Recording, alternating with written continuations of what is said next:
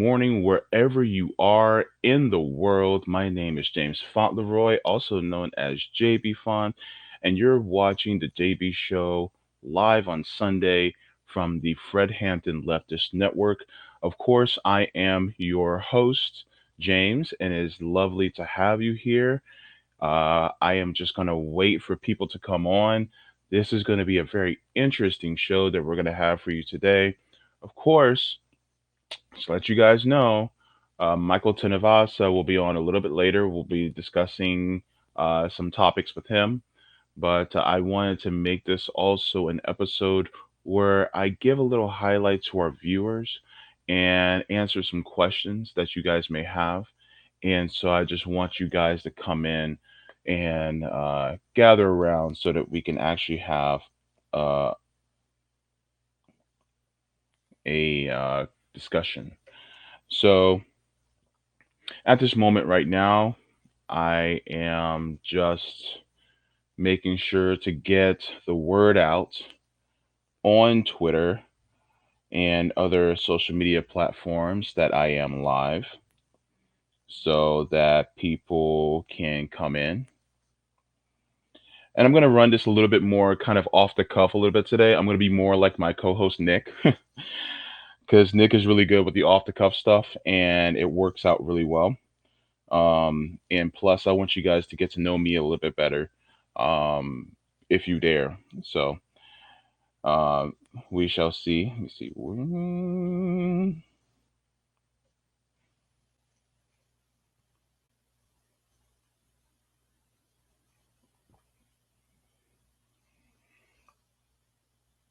Oh, that's not what I wanted.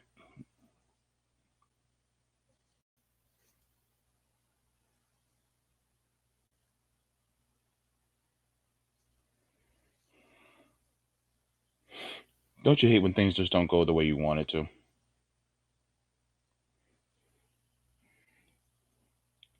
The Hobo Roadie, what's going on? Nice to have you.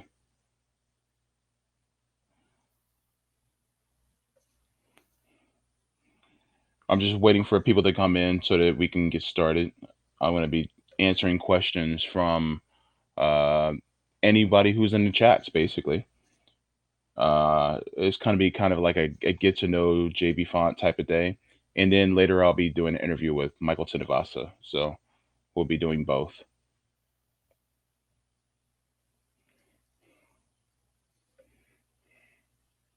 All right. And please be sure to like and subscribe as well. And please make sure to actually, uh, ask questions in the chats. And I'm going to start talking on a couple of topics that had been on my mind a little bit lately. And then you guys can pour on in if you wish. Okay. Um, just one more thing, and then I can get started. And thank you for coming in, by the way. And, let yourselves be known, in the chat too. I really appreciate that. Let's see.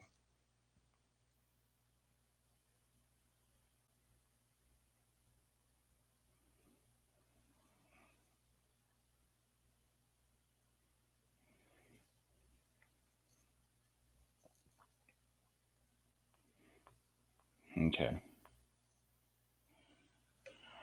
So last night I was involved in a kind of a town hall. Hey, just me and Roxanne Marquez. Did I pronounce that correctly? I hope I did. One of the things that we were talking about, it was a kind of a panelist roundtable, and it was discussing a federal jobs guarantee last night with different activists and um, uh, online personalities and organizers. And one of the things that they were talking about was how federal jobs guarantee is probably one of the better ways to cut unemployment out completely. One of the things that interests me because I've been reading Stephanie Kilton's book, um, The Deficit Myth, which talks about modern monetary theory. And it basically talked about how using deficit spending to create a federal jobs guarantee would make it so that people who are unemployed, who are employed with the federal jobs guarantee, it would make it so that they pay a living wage. And if they're able to pay a living wage, then that forces competition for the companies. And if it forces competition for the companies, then what it does is it makes it so that they have to raise their wages to a livable wage. And on top of it, if you are in between jobs, you're not necessarily in between jobs.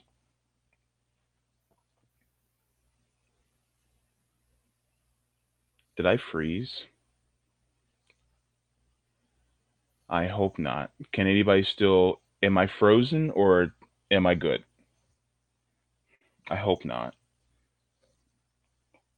My internet had a hiccup there from what it seems like.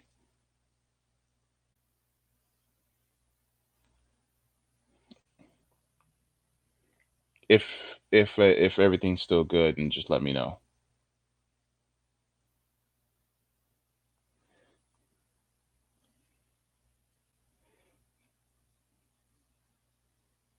Okay, I think we're good. Okay, so um, oh, thank you.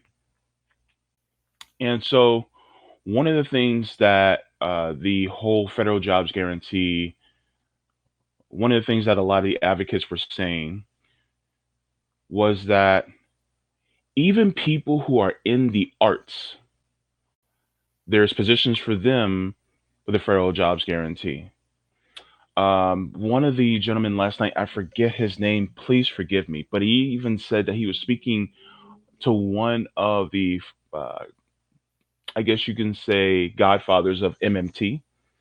And he said that you can even hire surfers in a federal jobs guarantee. Why is that? Because these are the same people that are out there who, one, part of that federal jobs guarantee could be collecting samples from the ocean and for the scientists to study, and they can also, work in teaching swimming lessons for people, for kids, go to schools. You can have different artists who may be in between gigs. They can probably also go to places and teach people, especially kids in school, different lessons on how to do certain things in music. So federal jobs guarantee is really all encompassing, and that's something that was very interesting. I do urge people to give them a look. It was a very interesting and great subject that we got into. Um, it was through our United Left, so you can go to Twitter, go to at our United Left, and give them a get them check them out. And yeah. So, and also, if you can, pick up Dr. Stephanie Kilton's book, The Deficit Myth, and give that a read. That's actually really good. It talks about how deficits aren't really that big of an issue. And when you start to read about MMT, you start to first you get enlightened, then you get pissed off. And then one of the things you realize is that the United States is a sovereign government and they have what's called a fiat currency, which means that they're a currency issuer, not a currency user. Therefore, because they print and make their own money, the only real fear is that of inflation, hyperinflation. But we are kind of far removed from that at the point that we are. So we can afford things like single payer health care and a Green New Deal and a federal jobs guarantee. So they just don't want to give you anything. That's pretty much the whole crux of their argument. Now, to the chat, Jerzen says, "How about YouTube suppression of independent content?" Uh, so the thing is YouTube having the suppression of independent content is really according to just the capitalist model because a lot of us who are independent content creators, especially those of us on the left, we are the types that go our beliefs are antithetical to a capitalist model, and YouTube is a type of company that is a corporation and they constantly need growth. That's what capitalism demands. And so the because someone like me who is a socialist that actually wants the means of production to be owned by the workers, or in a sense the content creators, that kind of goes against their model. So they don't like that. So they don't want the system itself to change. So what they're going to do is they're going to suppress people, and they're going to do it in a blanketed way. So what they're going to do is they are going to take the problematic content creators, the ones who are way to the extreme, and then they're going to include people like myself. They're going to include people like Richard Meadhurst, Ron Placone, Jimmy Dore, Graham Elwood, Kyle Kalinske, um, Katie Halper. They're going to take a lot of us, Joy Marie Mann and people at the Vanguard. They're going to take all of them, all of us, and they're going to suppress us because they want to include us in that extreme content, even though there's nothing extreme about us. In fact, what is extremist is the fact that a lot of these companies are not allowing those of us who are advocating for things like single payer healthcare and having a green, sustainable planet and talking against for profit regime change wars to silence us is extremist. So, um, yes, you know, the whole model, is pretty messed up. I mean, of course, yeah, you can have some people who say, well, it's a private company, they can do what they want. And the thing is that the problem is that number one, the company's too big. Okay, antitrust laws are not being pushed, and so therefore, I honestly think that antitrust laws should be pushed uh, to a significant degree. One of the reasons why is because monopolies are wrong, duopolies are wrong. Um, a small concentration of power is wrong, and it shouldn't be that way. I'm a collectivist, so therefore, having just an individualistic space of power is, something that we should not have. So that's what one of the things that I feel about the suppression of content creators, independent content creators on YouTube. That's the best answer I can give on my opinion of that. Hey everybody, Malik. Oh, my boy Nick. So it's MMA. Nice to have you, bro. That's my brother right there. My brother from another mother, and he can kick your ass too in the same time. Let me see. Creative experiments. Hi, how are you? Thank you very much. Emil. Um, oh, Aaron. Thank you. Thank you. I kind of hate the way my voice sounds when I'm not speaking. When I'm hearing my own voice, for some reason, it doesn't sound that great to me. And it's like, what in the hell are people thinking? But who am I to judge? The people are wonderful. And look, I value their opinions. So if you like it, then I love it. Let's see. Thanks for joining last night on the Federal Jobs Guarantee panel. Much love. Thank you so much, Kami John. I really appreciate it. It was actually a really good. It was a really good discussion. Actually, interesting point. One of my questions the question that I had asked was about what do you think that the pay for the federal jobs guarantee should be, because $15 an hour is insufficient. If the minimum wage actually kept up with inflation since its inception, it would be between 23 and $25 an hour. So, in my view, then that's what the federal jobs guarantee should be paying, because that's the floor. Whatever the federal jobs guarantee is, whatever they pay should be the floor. You like how I did that? I just did smoothly floor. But I'm a little jokey jokey today, but in all seriousness, the federal jobs guarantee should be a wage where you do not have to solely depend on assistance in order to live your life. So, if we had a combination of, um, for instance, a Green New Deal, of course, that goes without saying. And now, when I say Green New Deal, I'm not talking about Bernie's Green New Deal. I'm talking about the Green Party's Green New Deal. Bernie's was the watered down version. Let's remember that. Okay, the Green Party's Green New Deal actually went further. So that's what I mean by a Green New Deal.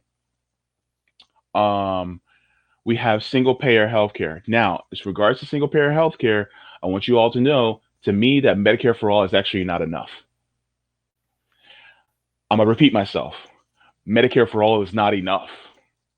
I'm compromising by pushing for Medicare for all, but I actually want a full nationalization of the healthcare system. That's just me. I'll take Medicare for all if I can get it, but when it comes down to bargaining, I'm saying nationalize it all, right?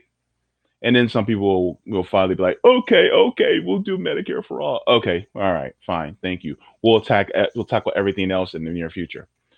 Um, but yeah, so you have those coupled with the cancellation of student and medical debt, and having college expanded instead of K through 12, it'll be pre-K to 16. And so then you have all that encompassed, and then with the federal jobs guarantee paying a livable wage, because we live in a country, and I'm going to go further. I'm going to push further to the left on you, okay? We live in a country where if we on the left say nobody should be homeless in this country, nobody should go without food, nobody should go without X, Y, Z, okay? I'm gonna go this far. No one in this country should be without disposable income. Capitalists are like, what in the hell is wrong with you? You mean we should just give away disposable income? I'm like, well, look, if they're creating the profit from their labor and some of that is disposable income, then they should have it. Point blank in the story. That's it. So there's no reason for people to not have disposable income. All of their needs should be met. All of their needs should be met. Why? Just by virtue of being a human being. That's what we call human value. If you don't express human value, there's something wrong with you. There's some tendencies in there that you need to get rid of, and you need to not have them, because if you're diminishing somebody's human value, there's something wrong with you. So, yeah, that's one of the things I wanted to expand on a little bit. It's just I had to just give a question, and that was basically it. But thank you, Kami John. I really appreciate it.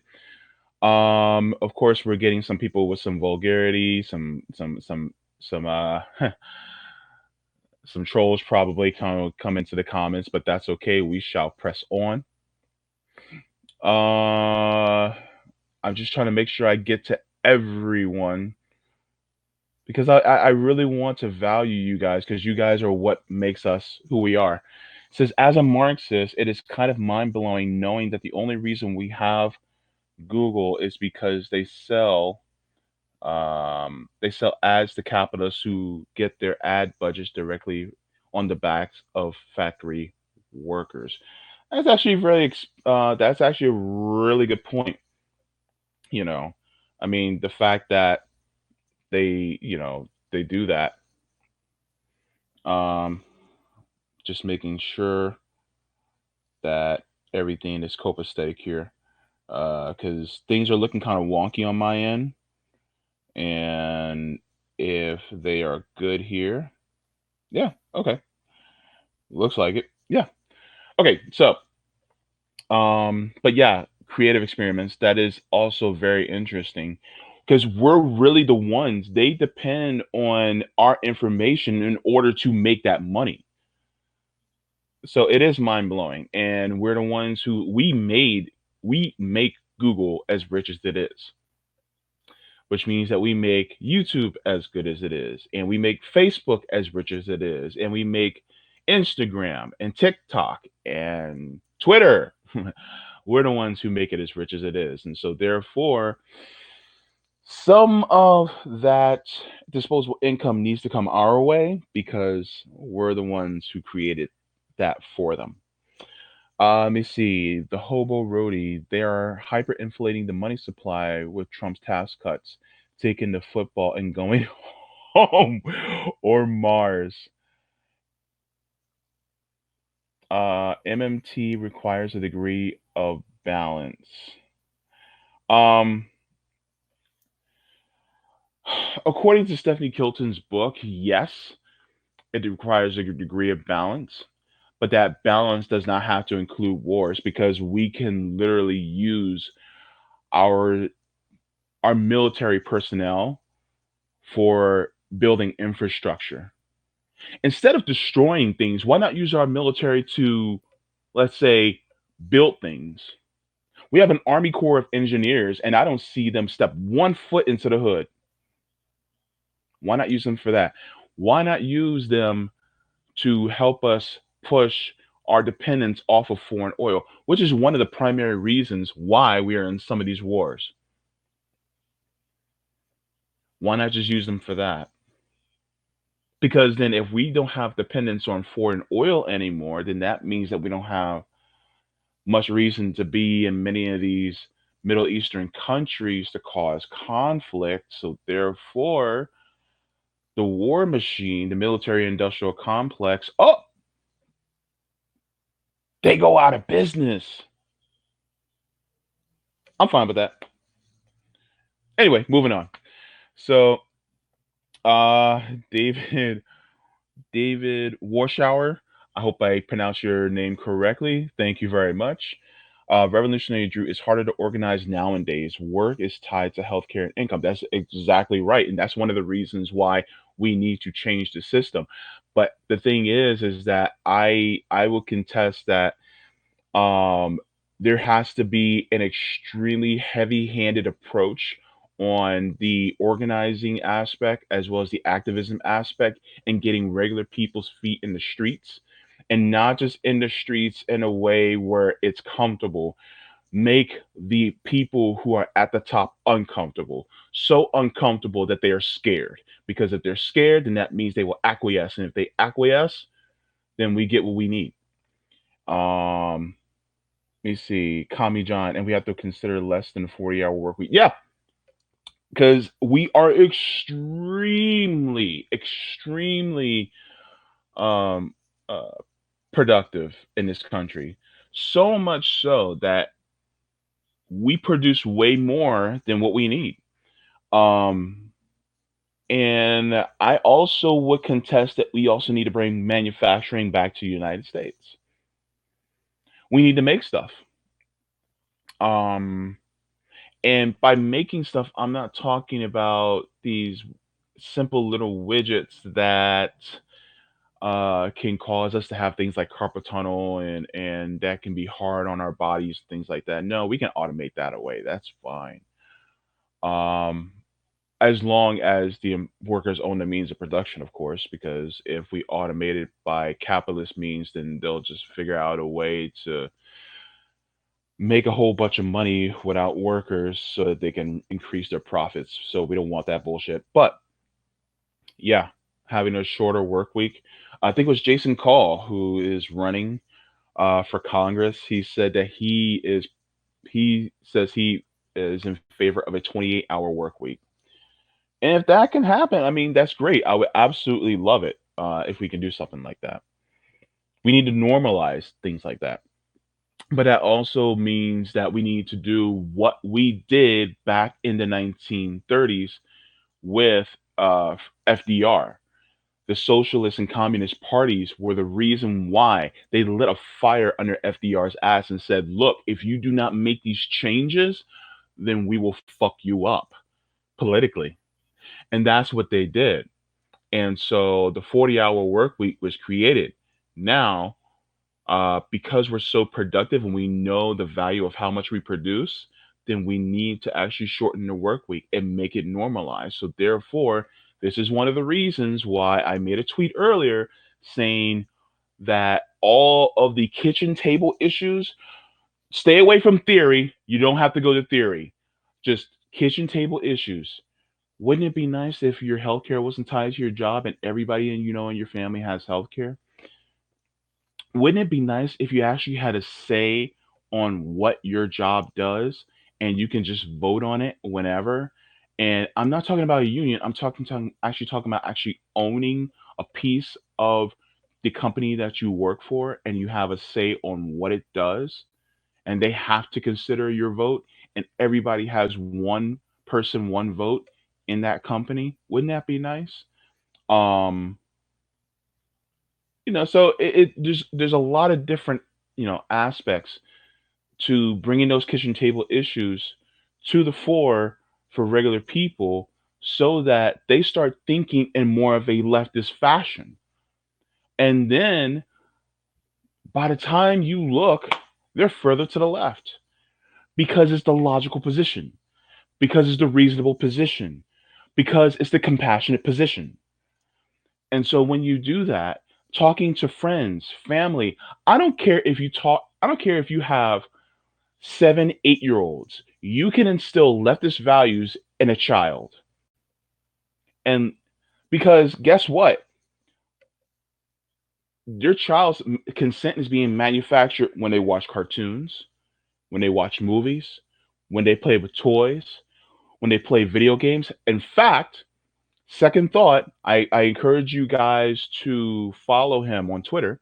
He actually came out with a video talking about how our young people are actually being recruited on Twitch. And they're using video games like Call of Duty and all these other different games to push them into fighting in our militaries for these for profit wars and them being cannon fodder for the capitalist class. And so start teaching them young about leftist values. You have a niece or nephew or grandkid, teach them, right?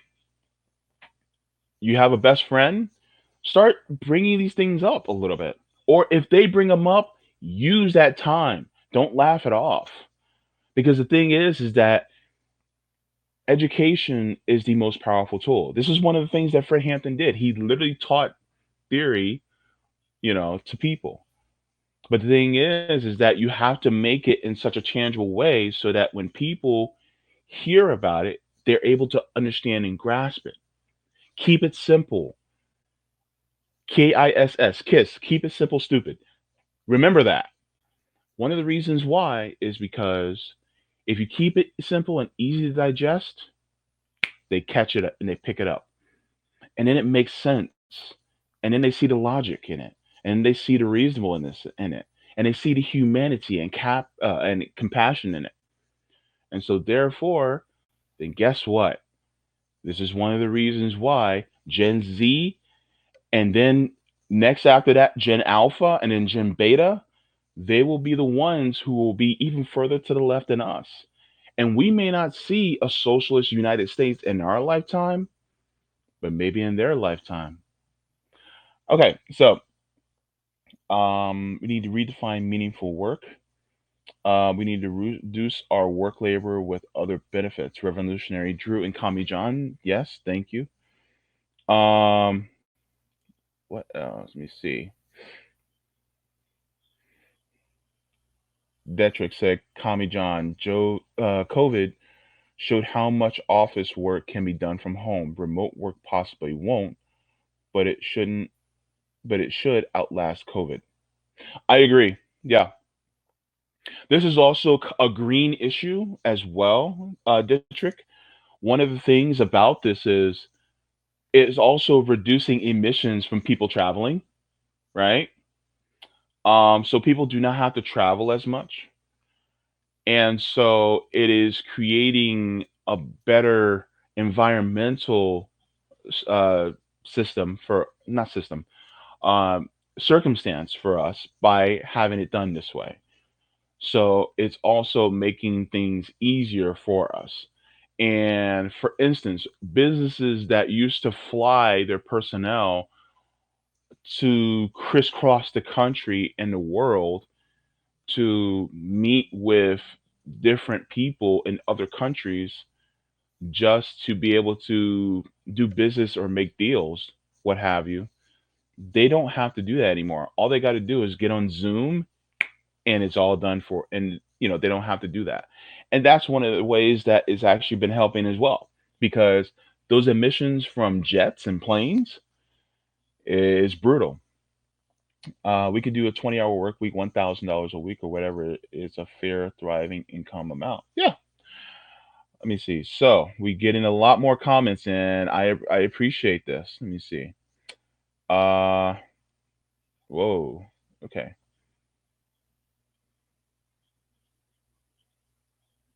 Let me see. uh Thanks, Nick. I appreciate it. Oh, Independent Left. Thank you so much. JT from Second Thought and I are friends. Perfect. JT is a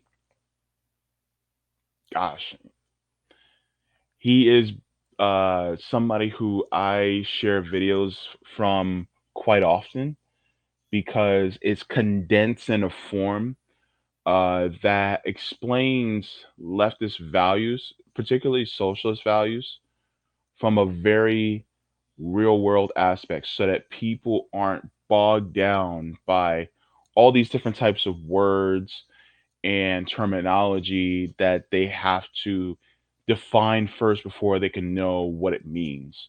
This is just a way of just he's basically doing kind of sort of what the Gravel Institute is doing, but from a further left aspect.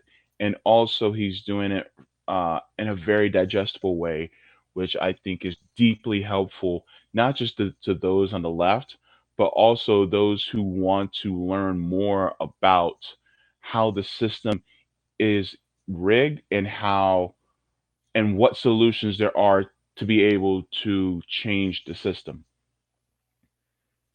Let me see. Yeah.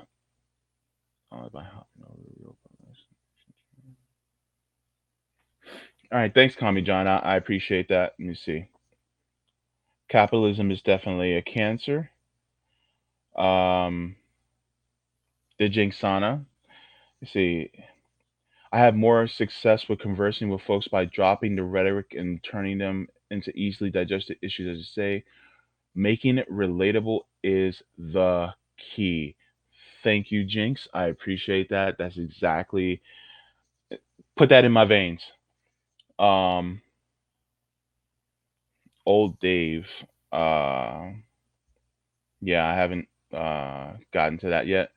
You see, if my boss tells me to come back to the office, I'll remind him that COVID-19 is still the top three leading causes of death in the United States. Number four is death by accidental deaths. Yeah, yeah. Don't risk your life. Don't risk your life for capitalism. People, don't stop risking your life for capitalism. The thing is that it's on its deathbed anyway. Just let it die. Just let capitalism die. Uh, you see, Jimmy Dore brought me here. I thought your convo was great. Obviously, some of your audience will never give him a chance, even though Jimmy Dore is fighting for him. Look, here's the thing. 99.9% of leftists have one or two things they disagree on. All of us are going to have. None of us are going to absolutely agree on anything because we're all different. We all have different experiences. We all have different views on things. The real crux of the argument is there enough for us to agree on in order to change things that benefit us to give us what we deserve? And if the answer is yes, then work on those things on your terms. And this is the thing where a lot of people get it wrong on the left. And I'm going to tell you this, it is on your terms. Bernie Sanders worked with Mike Lee. Mike Lee, I probably would consider near fascist. But here's one of the things that Bernie Sanders did. He worked with Mike Lee on the War Powers Act to stop the president from supporting the proxy war in Yemen. He worked with him on that. And the thing is he did it on his terms. Bernie Sanders did it on his terms. We are doing stuff on our terms. If I want Medicare for all, and if I have somebody else that may be on the right, but they're for Medicare for all, I would be like, look, you want this policy, I want this policy. I don't agree with you on probably 85 to 90% of the things that we disagree on. But on this one thing, we're going to get this. We're going to have single payer healthcare in this country. And if you're down, I'm down, okay. On everything else, I'm going to fight you to the death for. And that's what it is about. And some people are going to say, oh, we shouldn't be platforming this person and that person. And it's like, okay, fine. Then you don't platform them. But here's the deal.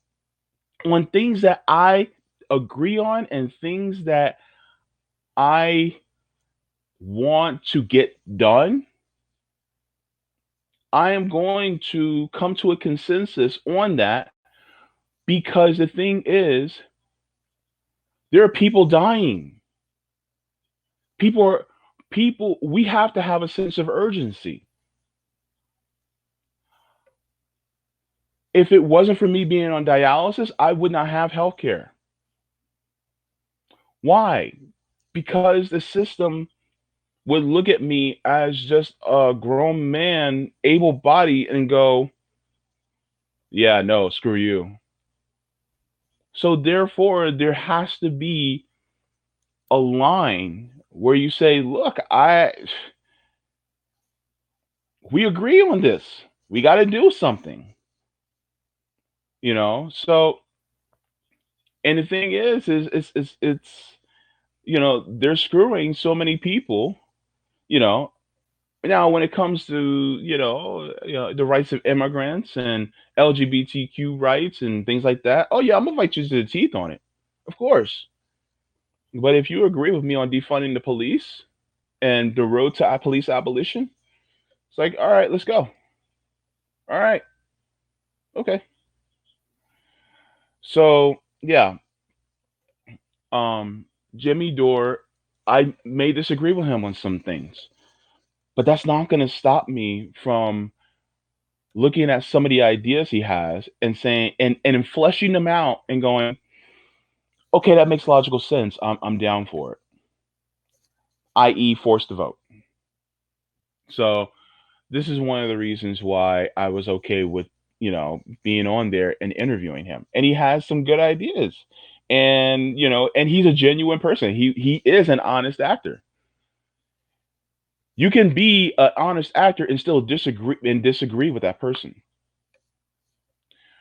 So I saw Richard Wolf on your show. Fantastic to see great minds coming together. Thank you, Jess Morrow. Actually, that was a really great interview, and Dr. Wolf just laid into it. And anybody who else is watching who hasn't got to see it, the Dr. Richard Wolf interview on FHL was stellar. And I also wanted to congratulate my co-hosts RJ and Jackie on such a great interview, and I'm glad to see that they were able to interview him. Says I have an economics and the USA playlist on my channel. It's 10 years of Marxist videos. It does take a while to get rid of the brainwashing. Yeah, because we're so propagandized. Like Nick always says, America is the most propagandized nation in the world. It is true. We are literally taught capitalism from the time we are toddlers, basically. And now we're seeing how it doesn't work. Let me see. Um, so let's keep going. Hi, Gene. Welcome. He says, I'm your white ringer, but your channel is pretty solid. If the last several years have taught me anything, is that integrity is more important than a percentage of common interest. Respect to you all endure. Fuck war. Thank you very much, sir. Um,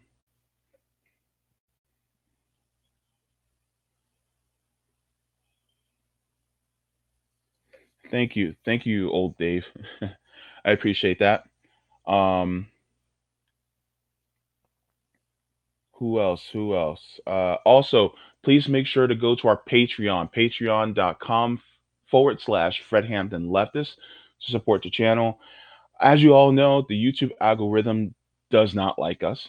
And so, therefore, the YouTube algorithm will bury us as far as the eye can see. And because of that, you know, we, you know, we don't get seen. Um, so, if you guys can, some of the ways to beat the algorithm: share the video with your friends. If you're on Facebook, share. Twitter, share. Instagram, share. um, TikTok, share, whatever you can. Download the video. I don't care. I'm not getting paid for this anyway. I'm doing this for free. So share.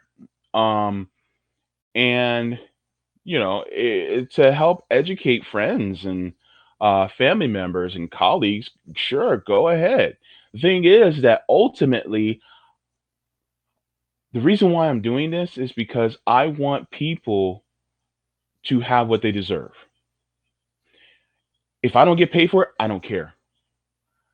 People need it by virtue of this them being human beings. People need healthcare. People do not deserve to be in fear of an occupying force in their neighborhoods and cities that wear a badge and have a gun. People do not need to be bombed in other nations around the world for the sake of this nation wanting to extract their resources from them. So people deserve so much more. And when I mean people, I'm not just talking about the American people. Oh, no, no, no. I'm talking about every single person on Earth. I'm even talking about the plants and animals too, because guess what? Why are they should have to pay for the disgusting policies that we have under capitalism? Why should a because of us wanting to extract fossil fuels from the ground and causing climate change, why should a koala have to burn in Australia just because of the things that we want to do that's fucked up? That's not right. Why are some of the plants that could probably cure some of the most worst ailments going extinct because we want to cause deforestation in the Amazon? Make that make sense. That doesn't make sense. So yeah, every single sentient being in organic life deserves better. And we have the power to do it. Why? Because it's a human problem. Human problems can be solved by human solutions. Let me see. Oh, let me see. Uh, let me see. Unemployment proved that its best social program during the COVID-19, but it is not perfect because capitalists hate it. Okay, I'm going to say something, and a lot of people who are, especially our capitalists, are not going to like this, but whatever, fuck them. So I want you guys to know that there is a mutual aid program that people are being provided for right now, and they don't even know it. That mutual aid program is called the Unemployment Insurance Program. That is actually a mutual aid program that's funded by the government. Guess what? A lot of people are using that mutual aid program and avoiding going to jobs that pay shitty wages. And guess what? The jobs are actually increasing their wages now. So if by that is a mutual aid program by technically a mistake, imagine what an intentional mutual aid program will do. Imagine a mutual aid program that makes it so that we can hold out and then they raise their wages automatically above 15 so that we can get a true living wage. Because now we're threatening the rich and wealthy with being just like us, poor. Isn't that amazing? That's amazing, right? So, whenever you see mutual aid programs, if you can donate, donate. If you are in need of mutual aid, let people know. Take the pride, throw it out the window. Ask for help, right? Don't suffer in silence. And then take that, and then if you guys can provide mutual aid, do it. And mutual aid just doesn't have to be monetarily. You can just help somebody out around the house. If somebody needs their kids to be watched for a little while, watch their kids. Do it in shifts. You got a couple friends. I can only watch kids for about an hour. Okay. And the parents working for what, 8 hours? Okay. You and seven of your friends, and then each one of you take a shift and just watch the kids for an hour. Why not? Mutual aid can be so all encompassing in so many different ways. Come up with different ideas. Somebody needs, their computer fixed. Hey, you're in IT, do it. Mutual aid does not have to be something that is always involves money. You got a guitar, mutual aid. Play it for some people who are in a depressed mood. You know, do whatever you can.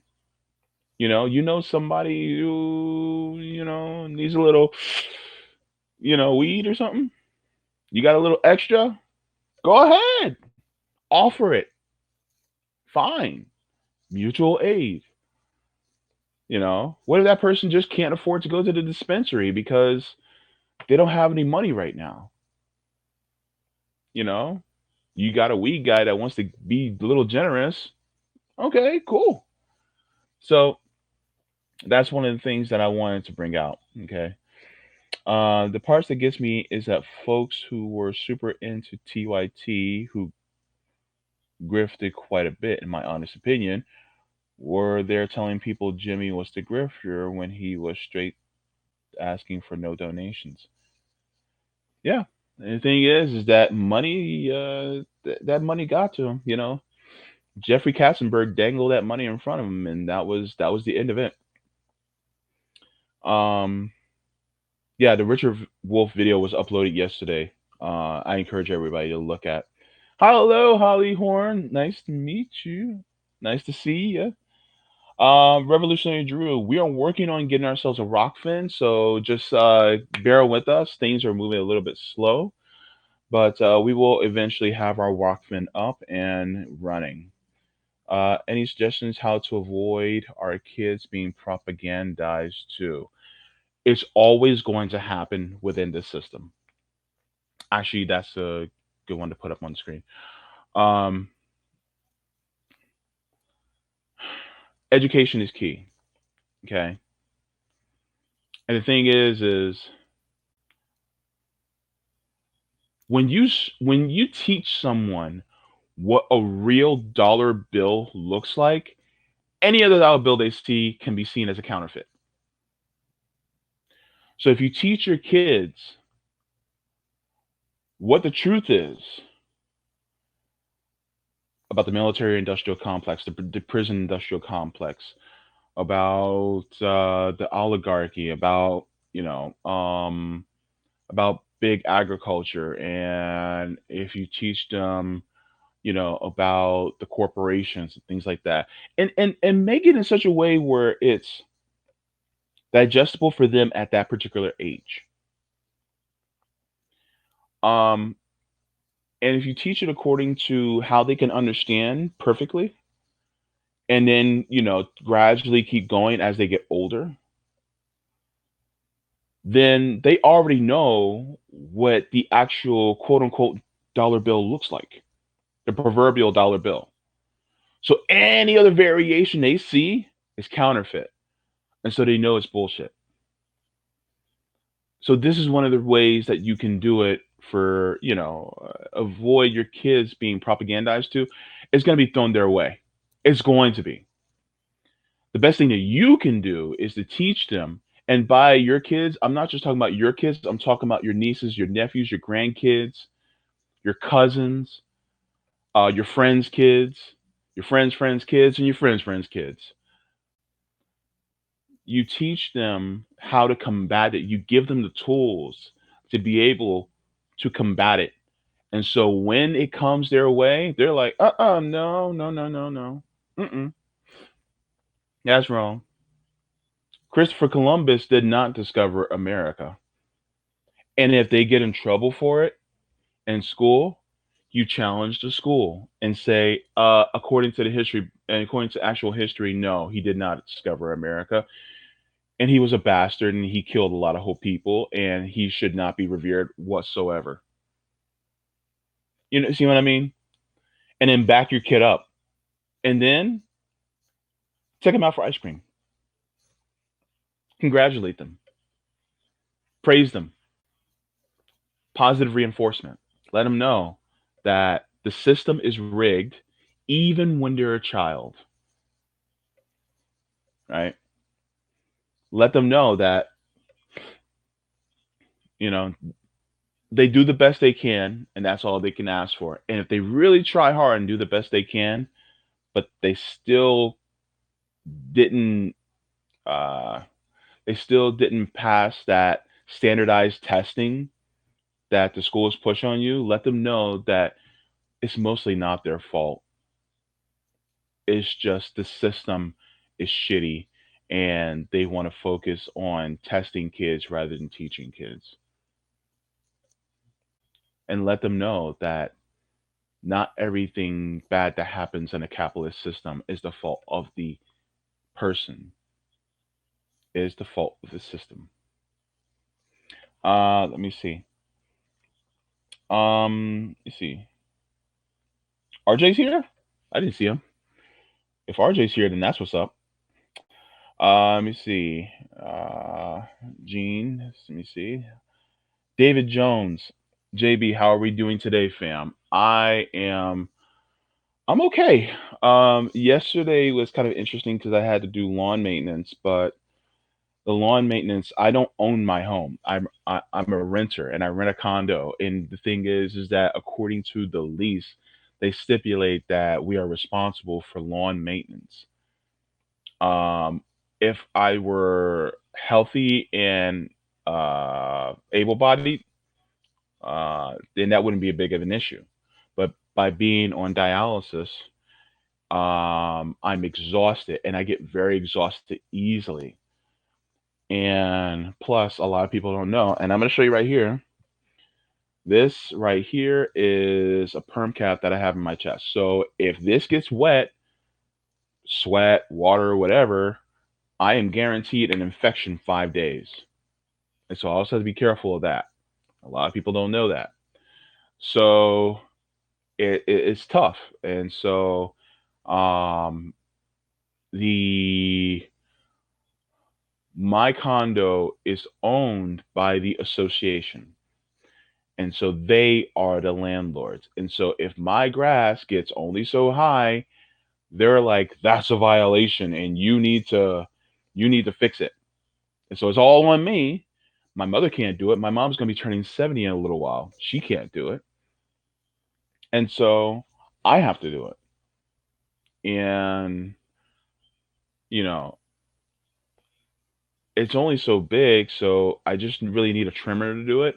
But I mean it'd be nice if I had a lawnmower, but the problem is that number one, you have to maintenance the lawnmower and you also have to buy fuel for the lawnmower. Now, if I had an electric lawnmower, with a plug, that would make it a lot better. But I just don't have the money for it right now. So I have to make do with what I have. And thankfully, my nephew doesn't live too far away. So I'll probably try to ask him a little bit more often. I just don't want to, burden him. He's a teenager and, he's living his life, going, being with friends and things like that. So, and I want him to live his life as a teenager and not have to take on an extremely huge amount of responsibility by taking care of me. I want him to, at least live out his young adult life without having to be a caretaker. So, yeah. Um, PJ. That's funny. Let me see. What's up, chat? Hope you're having a wonderful day. Thank you so much. David, I appreciate that. That was actually very sweet of you. I appreciate it. Um, Timothy Bracken, what do you think is the best way to educate people on liberal racism? It can be really shocking thing for most people who consider themselves to be a liberal. Okay, so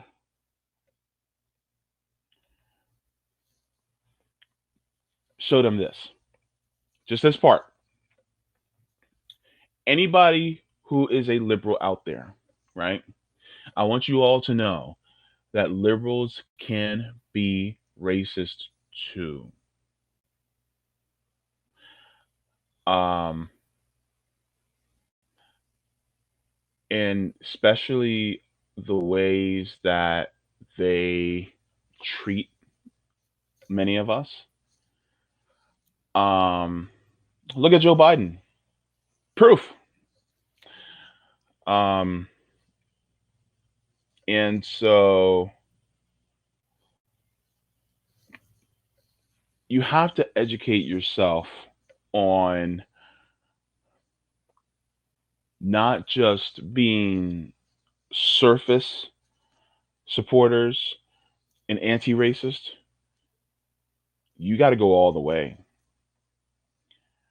Um, Having hashtag Black Lives Matter or BLM on your Twitter bio does not mean a damn thing. Having it painted on the road does not mean a damn thing. The whole notion of saying, I don't see color is bullshit. You see color, right? You do. The thing is, for instance, if you didn't see color, then how would you be able to describe or not? Uh, how can I put this? If you didn't see color, then you're basically denying the identity that someone like me has. Now,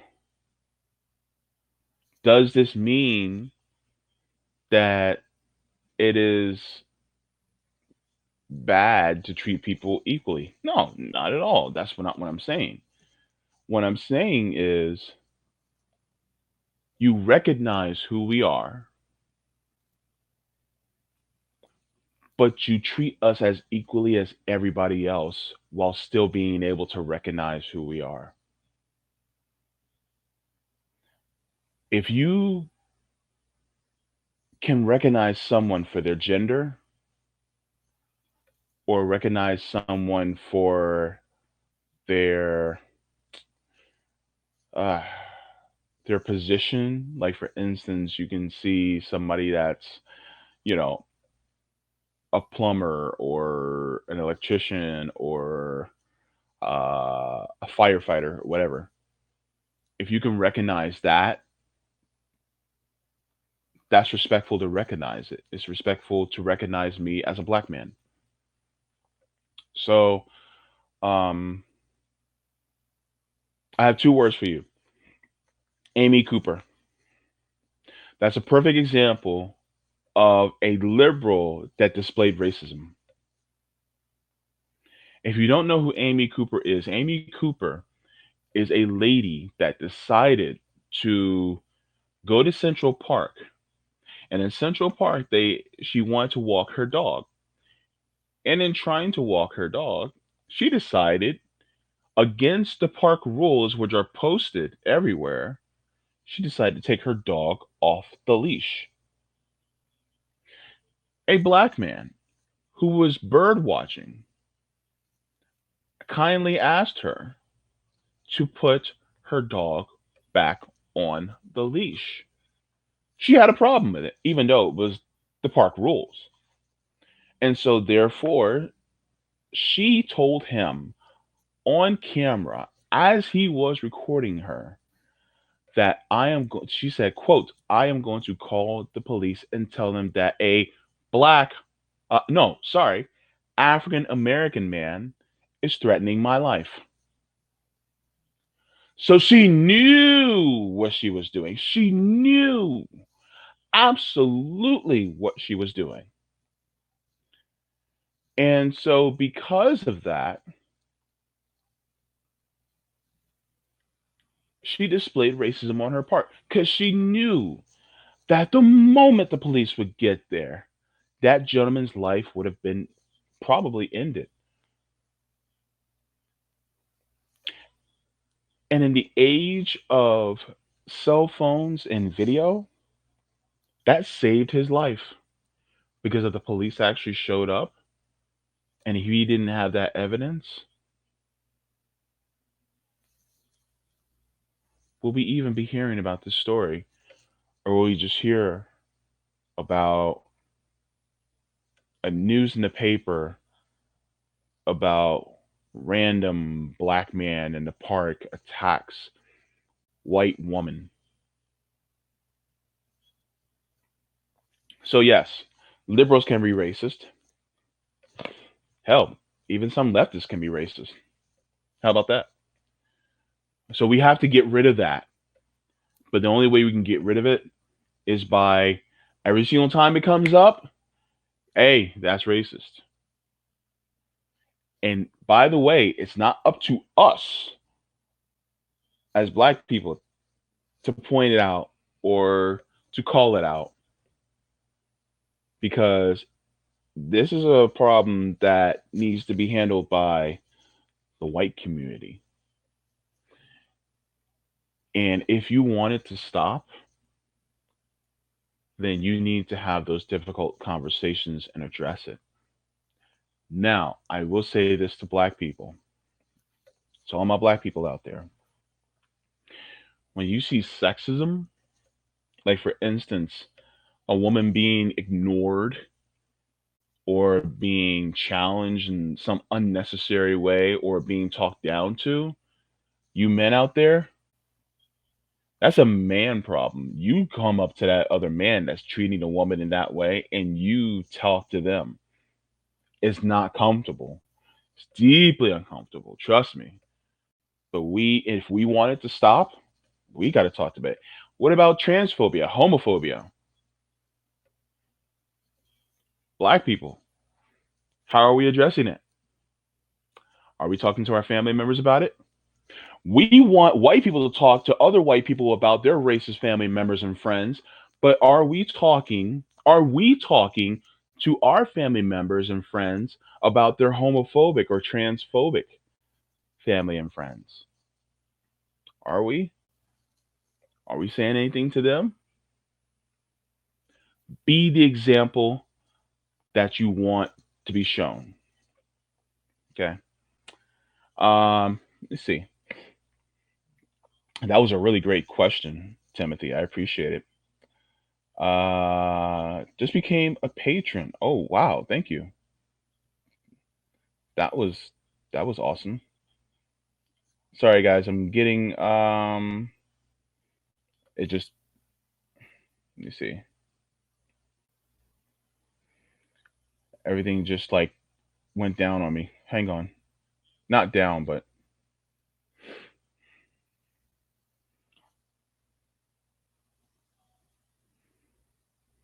I adopted an elderly lady when I was a teenager. We played cards, talked, and I opened all her jars and cans for the week. It was a great experience. Oh, that's beautiful. That was awesome, Gene.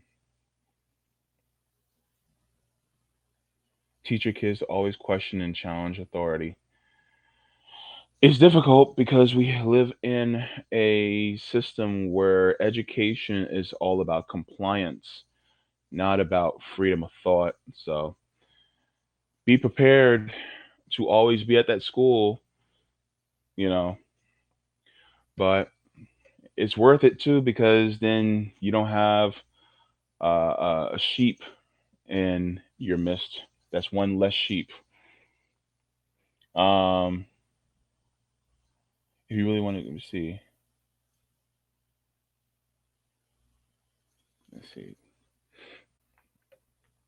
A lot of associates do mutual aid. Let's see.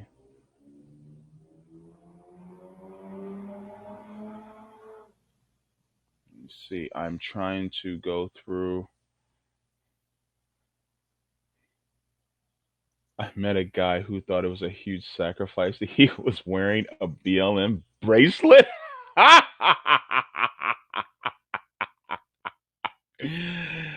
A huge sacrifice because you're wearing Black Lives Matter on your wrist. Oh my god. Oh, my sweet summer child. Gene, show them this part. Guy who wears BLM on his wrist and thinks that it is a thinks it's a risk. Yeah. No, it's not. It's not. I'm gonna tell you what a risk is. A risk is uh, risking ending a familiar tie or a friendship over bigotry. That's a risk. Um, Challenging them on their bigotry is a risk. That's a risk. Me talking shit about capitalism on an open forum so that everybody can see, that's a risk. Wearing Black Lives Matter on your wrist isn't a risk. It's a fashion statement. Come on, do better. Just go ahead, do better. All right, let me see. Liberal racism needs to be explored further. Is just as toxic and dangerous as conservative racism. All racism is racism, and it all is toxic. I don't care if it comes from a conservative or a liberal. It's all toxic, and it needs to end. Let me see. Life is. Let me see.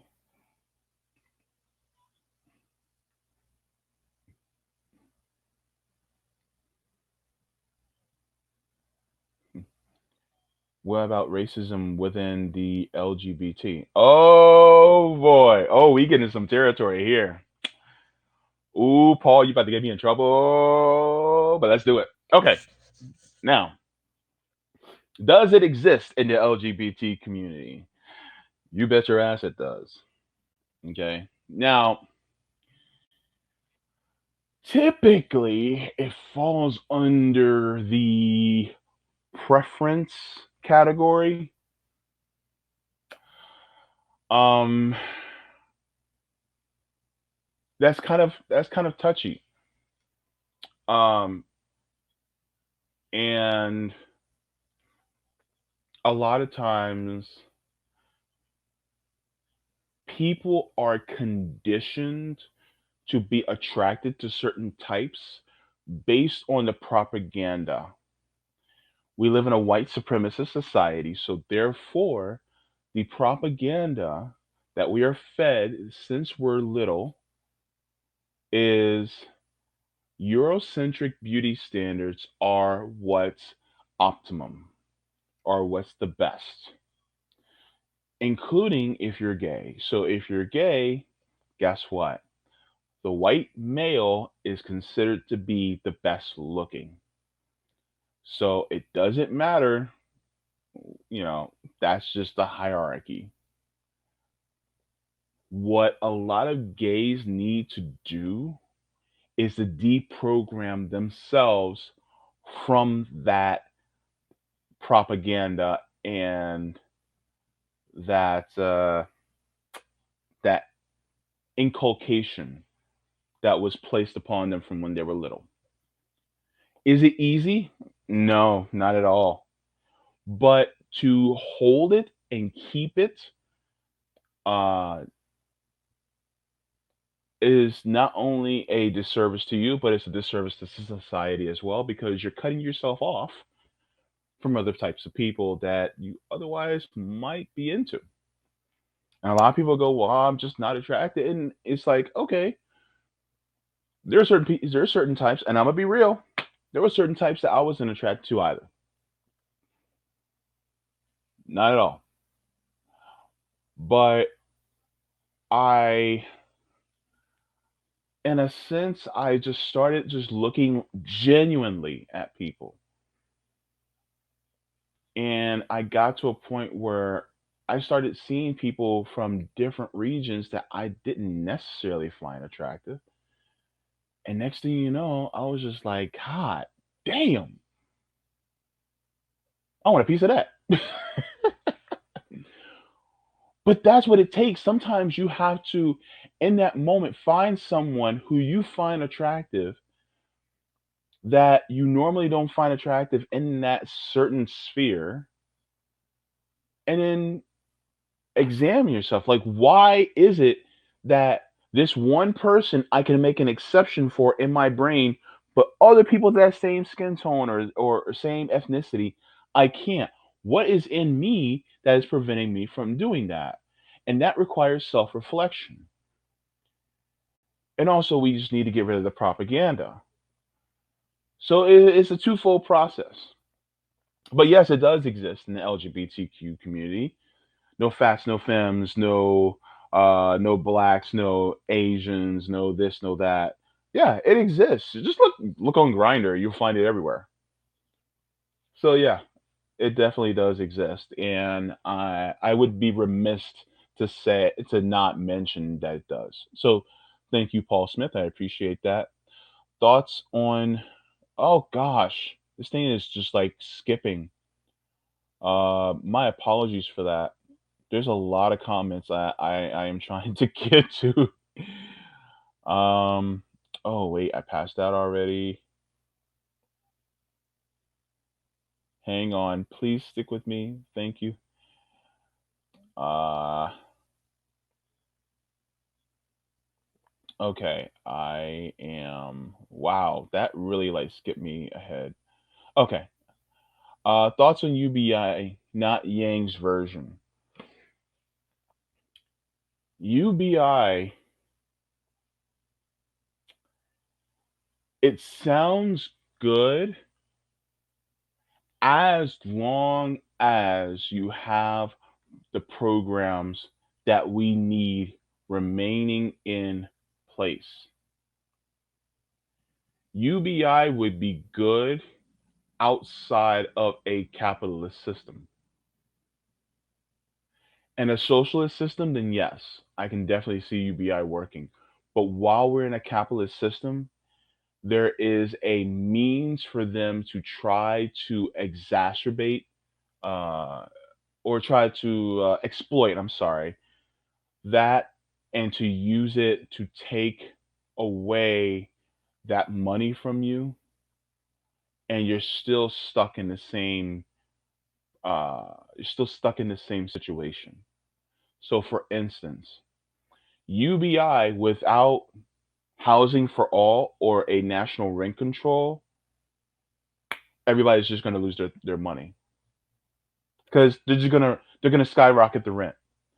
um UBI without a single payer healthcare system, at least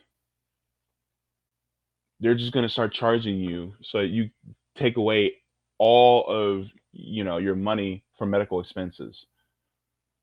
And it's also going to be kind of an excuse for a lot of employers not to pay a living wage.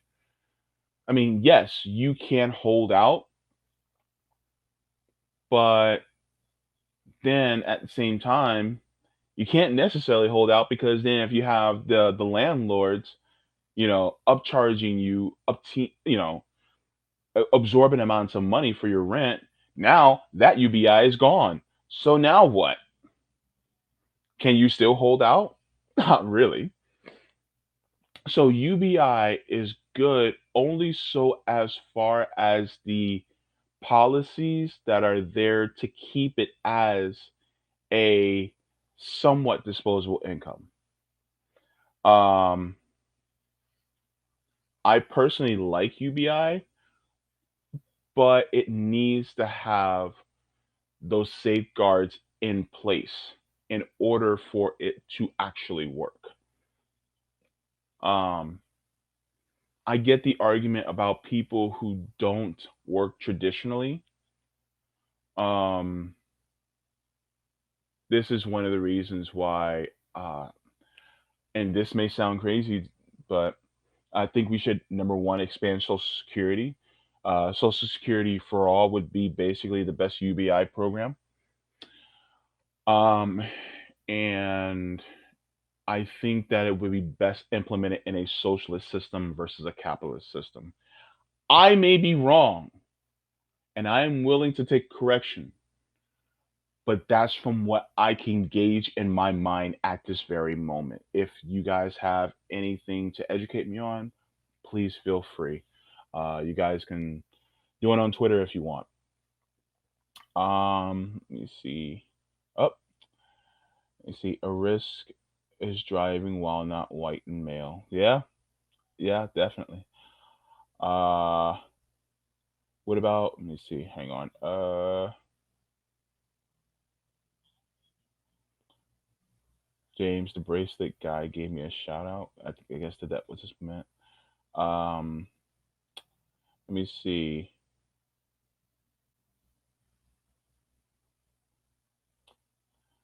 Gotta say, the only other live shows I watch are Ron Placone and Jimmy Dore, only because no one else keeps my attention. Just found you a week ago, but love your content. Thank you, sir. Thank you. Thank you. I appreciate that. Uh, funny enough, I can't keep my own attention, so you're way better than me. Anyone know the election in Peru will take place and any results will come in? That is going to be interesting because, well, if you know our country, they love to spread democracy. The bracelet guy gave me a speech about how hard it was for him to wear it. He is white. He's a white lawyer in a big firm in Minneapolis. In his mind, in his world, uh, and profession, he has truly thought it as a risk. All right, I'm gonna stop laughing at the guy. I already said what I need to say. Self reflection is really difficult. Yes, it is, but it is also necessary. I've had conversations with folks and explained that the discrimination they face is what they're doing to others. Yes, sometimes the biggest problem that we have with other people is the problem that we exhibit ourselves. So, therefore, sometimes we have to look ourselves hard in the mirror and make those necessary changes. But if we're not willing to make those necessary changes, then that means that we have arrogance and an ego, and we need to get rid of it because guess what? We are imperfect as fuck. And if we're not willing to get rid of it, then guess what? Then we are going to be running into the same issues over and over. Because guess what? We also mirror people's actions towards us.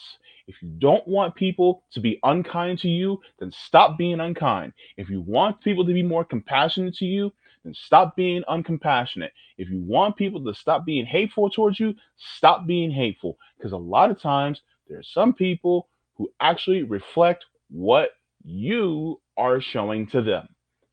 This is not all the time, this is some of the time. But sometimes we have to stop and reflect on ourselves. This includes many of us on the left who sometimes we will exhibit certain traits to people either online or in real life, and then people respond in kind, and we're like, "Oh my god, are you? Why are you talking to me like that?" It's like because you talk to me like that, motherfucker. Let's take a look at ourselves before we do anything else. Don't throw stones if you live in a glass house, so to speak. Basically, don't be a liberal. Let me see. Let's move on here. Let's see.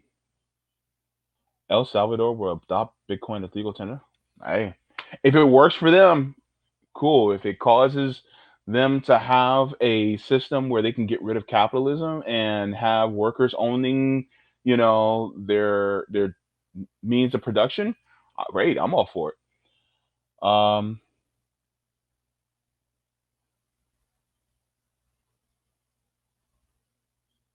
Nice, Gene.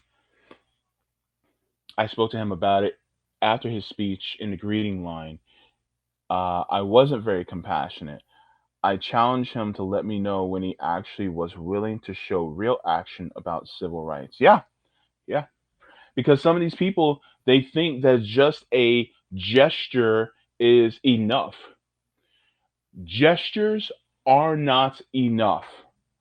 This goes towards cultural issues, especially about race, LGBTQ, disabled people, what have you.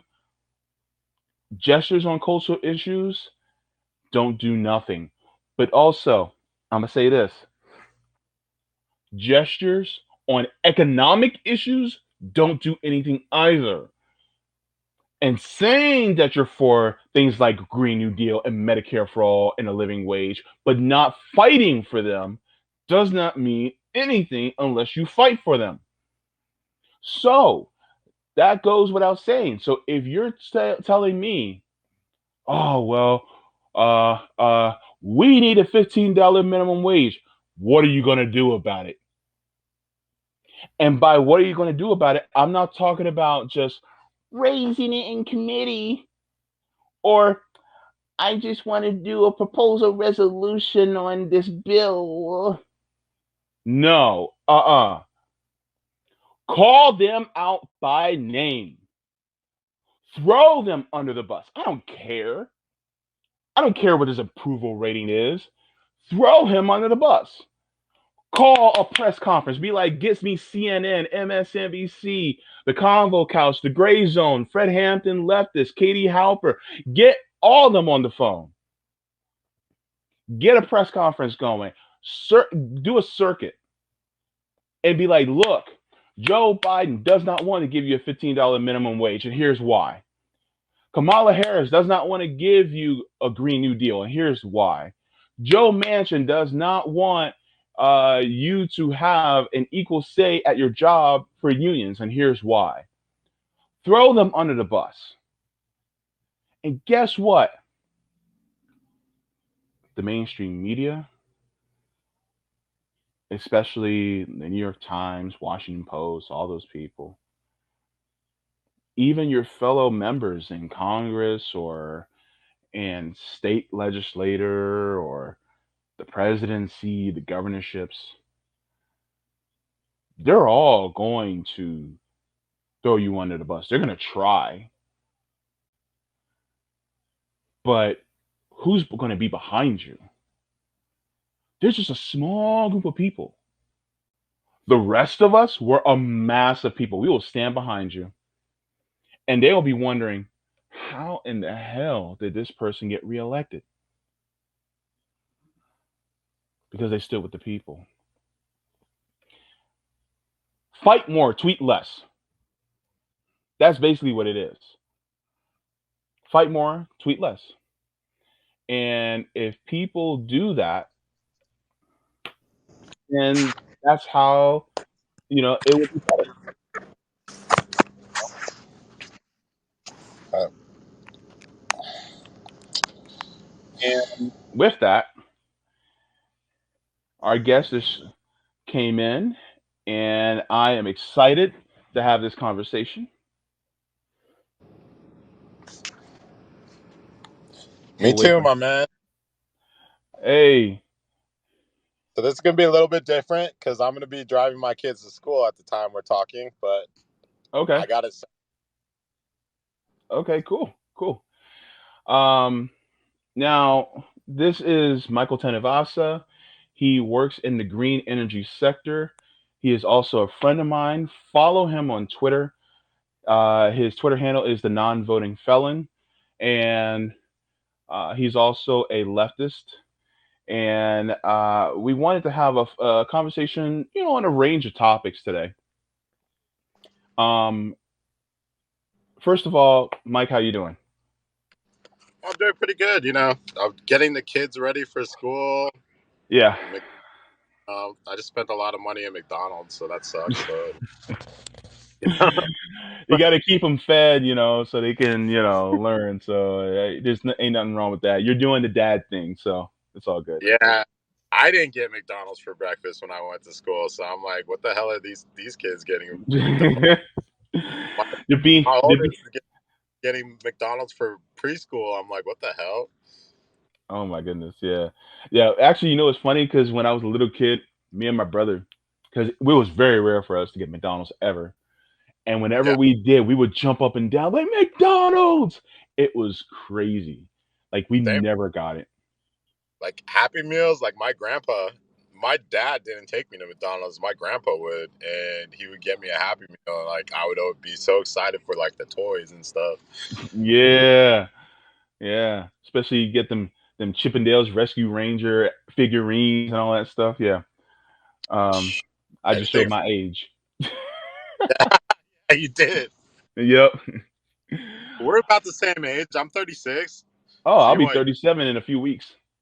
Yeah, we're. Oh, damn. Then we know Dragon Ball Z when it started. Naruto. Yep. I'm all about that Kamehameha. Yeah, it's Yep. funny is I talk to like younger leftists and they talk about Naruto. I'm like, I remember episode 1 when it aired. Oh wow. Like I was a Yeah. little time, but I Mhm. still when it aired the first time. I remember Dragon Ball Z being on TV when Mhm. it first started. That's how I got into anime. Yeah, yeah. Um so our as far as our history, our lives pretty much run in parallel, basically the same years, just that we have various different experiences growing up. Yeah, Um so when we were little, we were basically in the middle of the crack yep, epidemic, and uh, we were basically raised with certain ideas, kind of jammed into our heads. Like, if you work really hard and just go to school, you will make it in this country. And after 2008, we were like, oh, yeah, that was a fucking lie. Oh, yeah. sorry, you That's got your kids in your car. Sorry.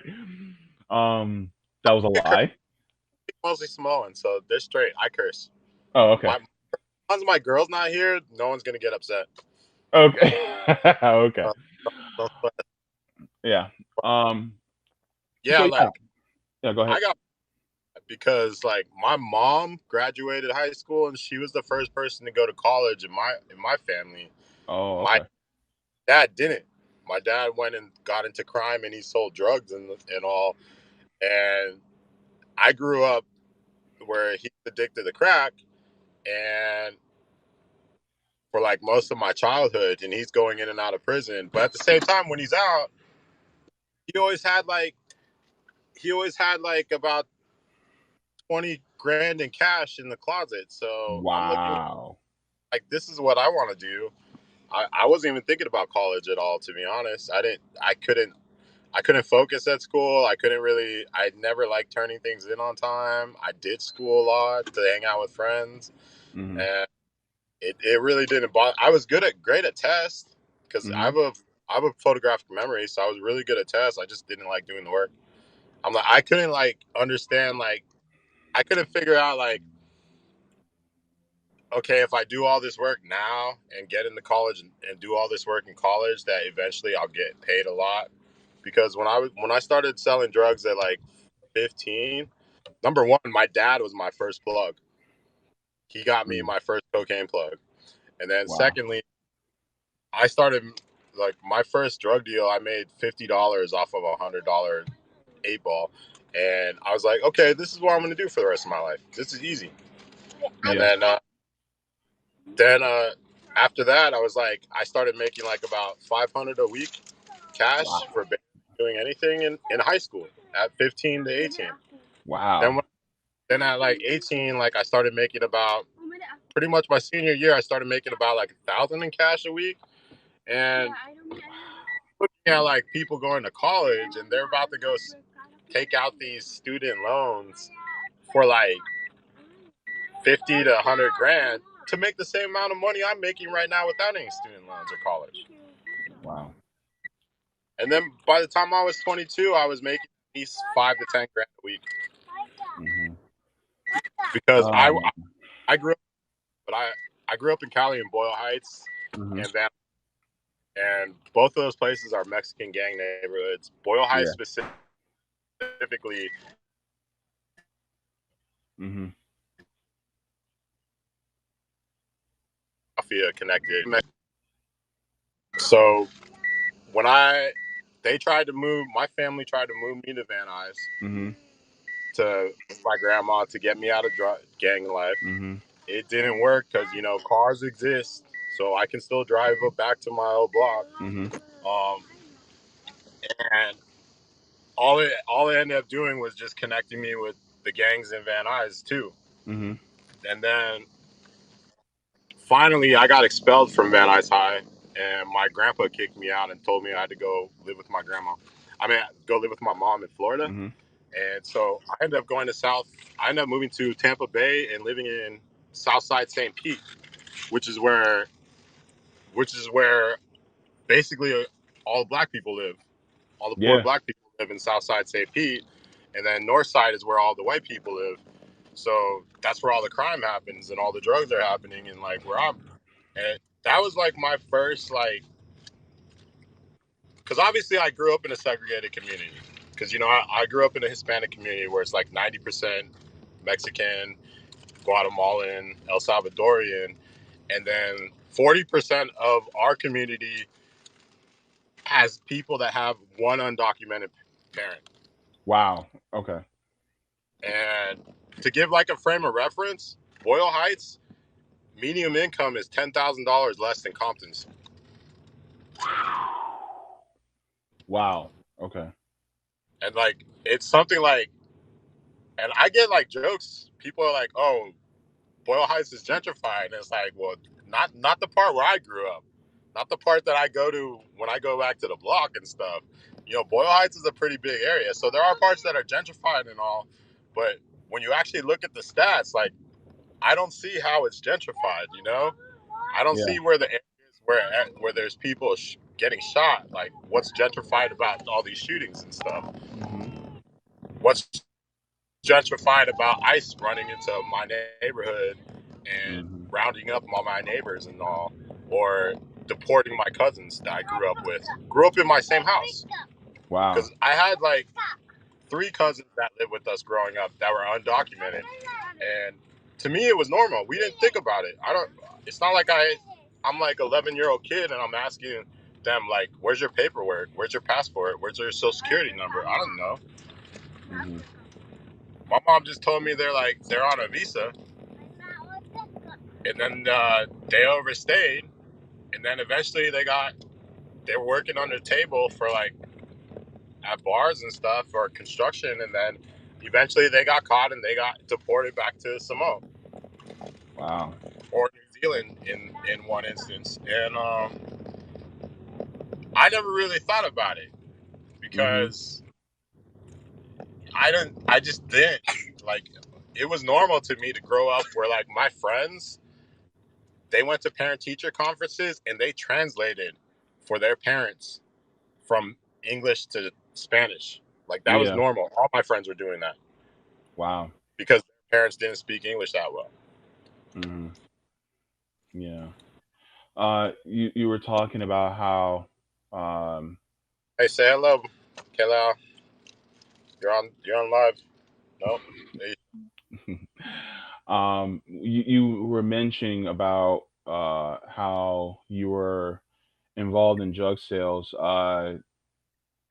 Were there any run-ins with the law that you had to deal with? I mean, growing up, like, look, if you look Hispanic in my neighborhood and you got tattoos, especially certain tattoos, you're getting run in with the law like all the time. Mhm. Once you start driving, especially Mhm. because traffic stops in the hood are they're not for giving out traffic tickets. They're for trying to get people that have drugs in the car and their guns in the car. Mhm. So what I didn't realize, my dad tried to warn me about when I was started getting tattoos. He's Mhm. like, you're making yourself a target, and I'm like, pops, you don't know what you're talking about. I'll be fine. Mhm. I'm like, I got light skin well, I'm like, well, who's gonna stop me? Mm-hmm. Then I got all these tattoos, and like I'm getting stopped like left and right. Especially when I got like a gang tattoo.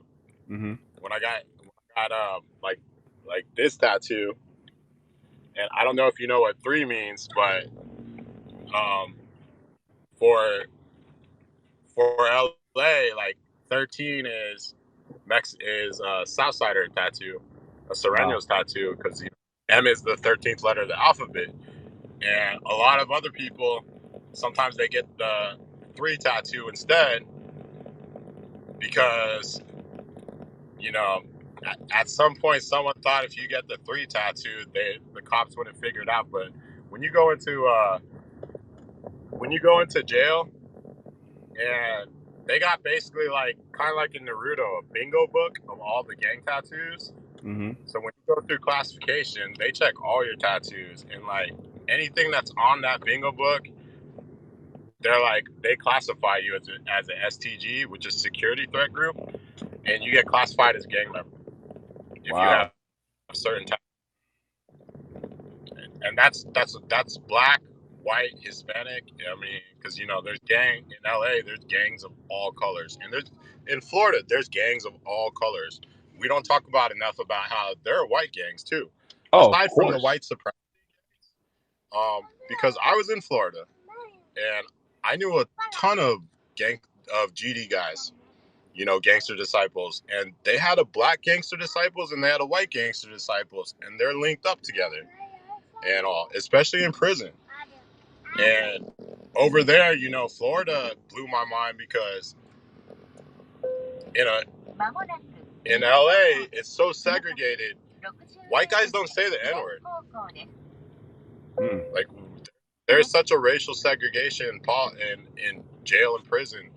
White guys would never say the N word because we have so much organization under the. We have like when we go to jail in LA County in Twin Towers, you go to your rep. There's a rep for Southsiders, which are Mexican gangsters. There's a rep for Paisas, which are non-Mexican gangsters and illegals. And then there's a rep for blacks and others, which Mm-hmm. is like black people, Samoans, and Asians who are gangbanging mostly. Mm-hmm. And then there's a rep for white guys who are drug dealers, addicts, um, fraud guys, and then some, and then the white power guys too. It's a big mix. And first thing you do when you go into LA County Jail, when you get into a pod, you go to your rep, whoever that Mm-hmm. is, and you gotta show them your paperwork. They comb through your whole paperwork to make sure they check what charges you have. Because if you have a chomo charge, which is a child molesting charge, they're gonna tell you right off rip, if you stay here, we're gonna kick your ass every day, and we might just stab you to death. So you check out the PC. If they check your police report and it says something like you snitched, they say the same thing. If you stay here, we're gonna kick your ass every day. Check out the PC. They do warn people. It's not like they're just like telling you, oh, we're just gonna kill you and stuff. They warn you. Go check out the protective custody because you're not welcome here. And same as with rapists and elder abuse. Elder abuse is also a big thing where people do not respect that. They don't respect the guys that have beat elderly people. They don't Mm-hmm. respect guys that robbed elderly people. We don't Mm-hmm. respect guys that have defrauded elderly people because we all have grandparents and we all have kids. So like when it comes to like hurting vulnerable people, there Mm-hmm. is we do care. I mean, it ain't like we're all heartless. Like a lot of our Yeah. situations stem from college is not an option for most of us. A lot of us came from like real crazy poverty. Mm-hmm. Of course. Yeah. Like I'm in the hood, but at the same time, I'm not as financially unstable as people around me. But that's because my dad sold drugs, and my Mm-hmm. mom ended up getting like me and my mom. We didn't end up middle class until I was in high school. By that time, I was already like deep into the drug thing because my cousins were banging. My Mm-hmm. Samoan cousins were banging and stuff, and then I grew up in an area where all my friends were banging, and then even my on my white side. my cousins were selling drugs too because my dad's white. He's white and Jewish, but he grew up near Compton, so he grew up around a lot of in a black community. So like Mhm. I got influenced by Black Panthers at a young age because my dad had friends that were in the Black Panthers. At that point, they were transitioning. Those Black Panthers were transitioning to Bloods and Crips when I was a kid.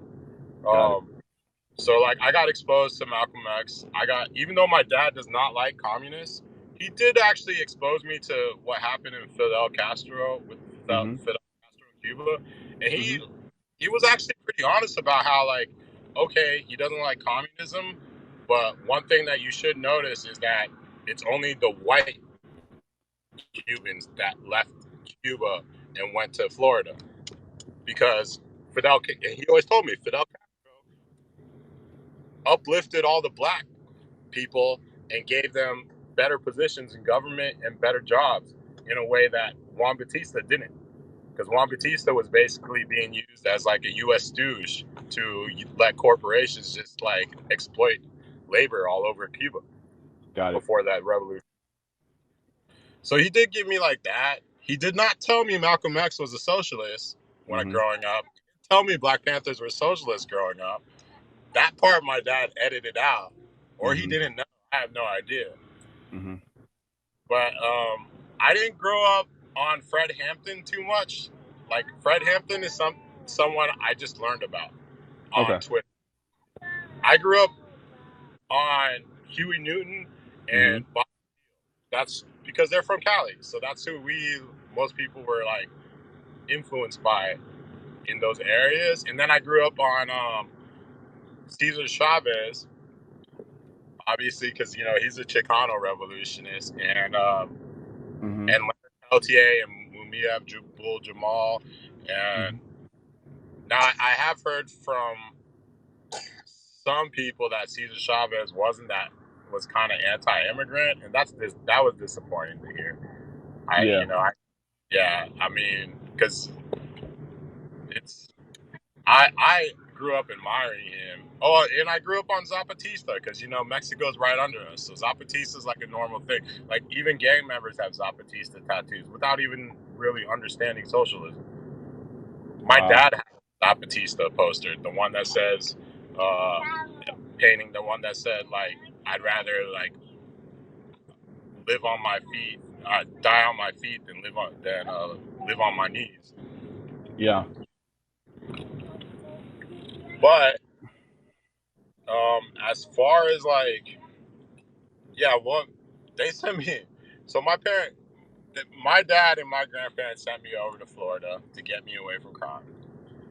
And the reality is, like, I'm more comfortable around criminals. I'm more comfortable around people that do drugs. I'm more comfortable around those people than regular people where I get anxious and nervous about normal people when they start talking about normal things because, like, I don't, those things don't like resonate with me.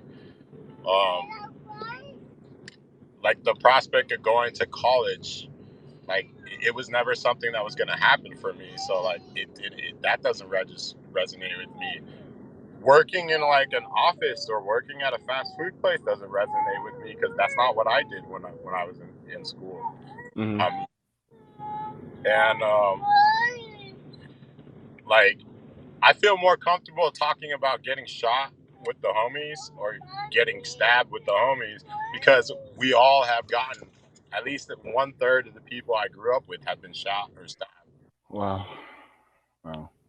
and like we joke about it. Yeah. Yeah. So Well, I wanted to expand a little bit on a lot of people who may end up watching this, and we have ran by this even by some people on the left. Well, and they would say things like, "Well, you made this choice, and this was on you, and you this is the result of your actions, and you should have just made better choices." Um, what would you say? Because I'm on your side here, And I know the answer to this, but I want people to hear from you what the answer is as to why a lot of our, I'm gonna say it like this, a lot of our brothers and sisters who are in the hood have, and by brothers and sisters, I'm not talking about just people who are people of color. I'm talking about even our white brothers and sisters who have Right. had to make the same choices. Why they had to make these choices. I want them to hear from someone who's been in this circle as well. Well, I mean, as far as the choice goes, it's like, what's a choice to a kid who grows up in this situation? Like, this is what they learn and this is what they understand. Hmm. Like, it's not like I grew up in Beverly Hills and then I'm like, okay, I'm going to go move to Boyle Heights and sell drugs. No, I grew up in Boyle Heights. I grew up in a war zone. And the only people making money were drug dealers. The only Hmm. people that could drive Mercedes were drug dealers Yeah. or people that did fraud. Like, the plumber down the street from me, or the guy that's doing landscaping for rich Hmm. people, he's driving like a 20-year-old car, and he's barely going to be able to send his kids to college. He needs his kids to get scholarships to Hmm. get them to college. Otherwise, as soon as they get out of high school, they're going to get a shit job where they're making a minimum wage and Hmm. all. And they're going to be struggling for ages, and then their kids are going to be put in the same position. And then that's how you have Hmm. generational poverty, is because Hmm. it's so much harder for like anyone that comes from where you came from or where I came from to Hmm. get jobs, because we don't get the same access to college Hmm. that everyone else does. And then even when we do get access to college, we're putting addresses on our resumes that are in places that are deemed dangerous. Like, if Hmm. I were to like go and let's say I did go to college and I'm putting my Boyle Heights address down, or like my cousins that live in Compton, they're putting their Compton address down. Hmm. Employers look at that and they make decisions. They look at that and they make judgments based on like where you live, and Yeah. then they color your skin. They'll make Hmm. judgments based on my tattoos. They'll make judgments based on my arrest record, even if I've never been convicted. Yeah. And even if I never been arrested, they'll make judgments based on names and stuff. Because Hmm. if you're black and you're from Compton and you have a name that's not conventional, they're gonna make judgments on that, and they're gonna choose like a name that matches what they think is normal, Hmm. which is usually gonna be a white Anglo Christian name. Yeah. Like, I don't want to throw like my white brothers and sisters under the bus that are poor, but it Hmm. is easier for them to get out of poor situations than it is for black and brown people to get out of poor situations. Of course. Most, yeah, mostly because they have names that resonate with these employers. They have names that match these employers' idea of what a normal name is. Whereas Yeah. everyone in my neighborhood has Spanish last names, and even Hmm. Tanuvasa sounds Spanish. And even if Hmm. it didn't sound Spanish, it doesn't sound like an American name to most people. Hmm. Samoan. And as much as people say like, oh, they love Islanders and stuff, it don't feel that way when when they're getting thrown in prison all the time. Like, there's a high percentage of Samoans in LA that are getting locked up. So even though it's a small community compared to like black, brown, black, Hispanic, or white, Hmm. um, if there's a Samoan with tattoos and he's wearing red or blue, and he Hmm. has like cornrows or braids, that dude's getting pulled over all the time. Yep. And I love my tattoos, but I was getting pulled over all the time.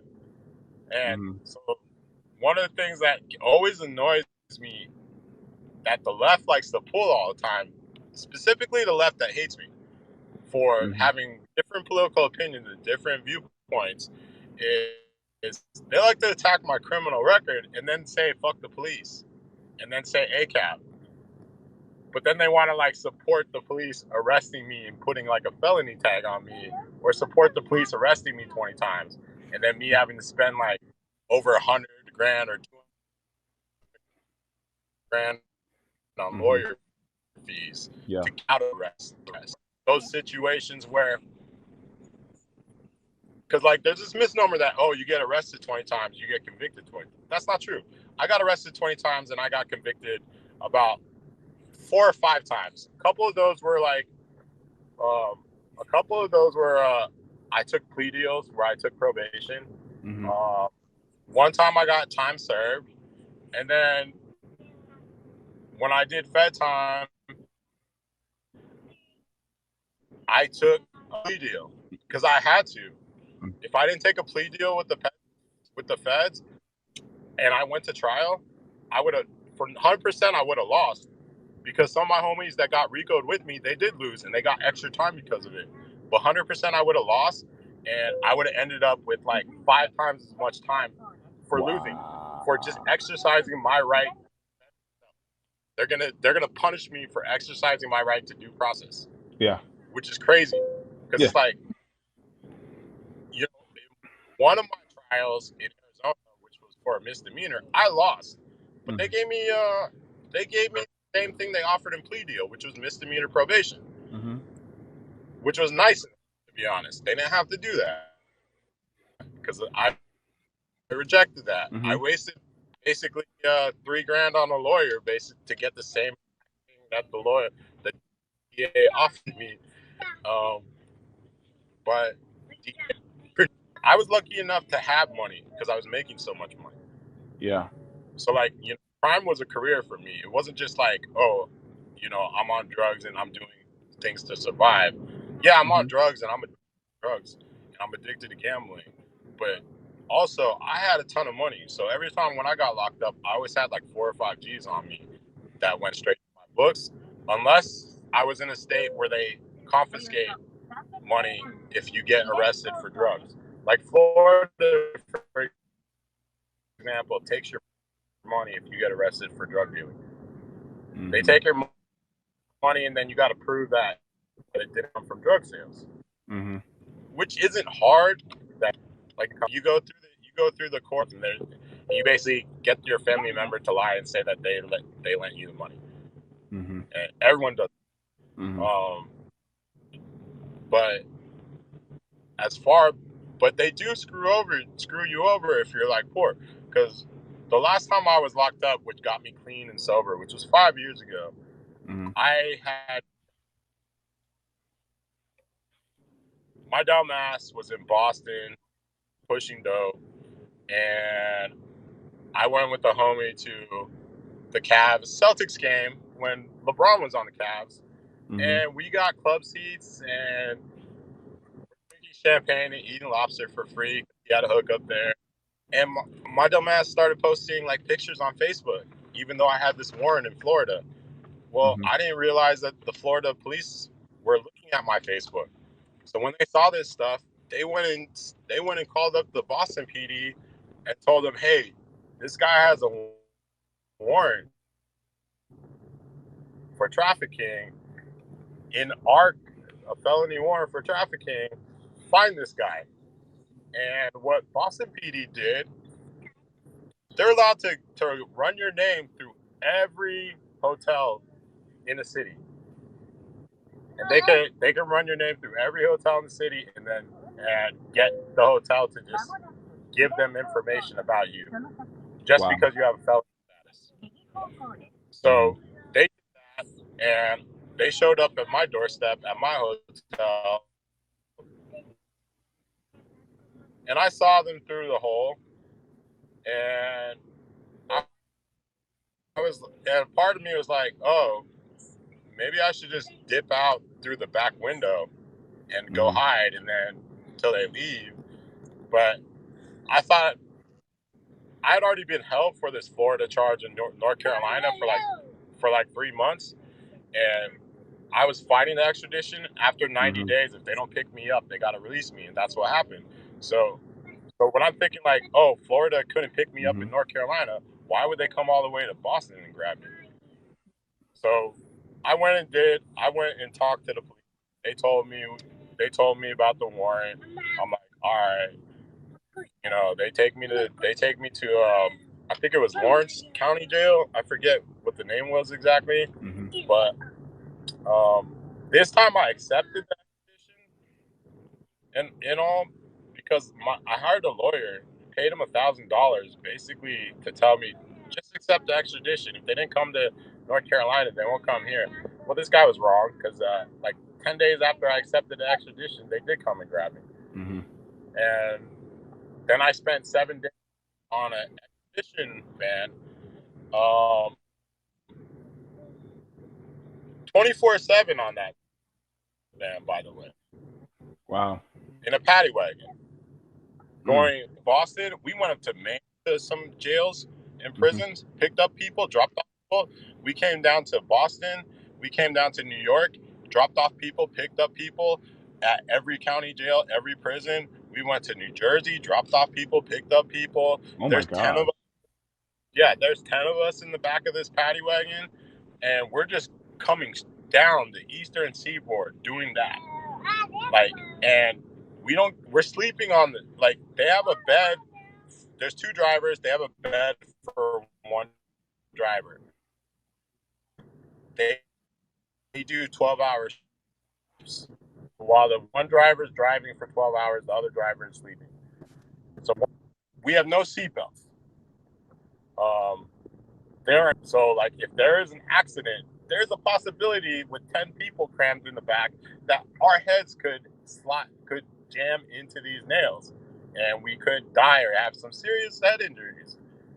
We're in shackles too, legs shackles, arm shackles. I'm 6'5", and it's uncomfortable for people that are 5'10" and 5'5". So you can imagine how uncomfortable it is for me.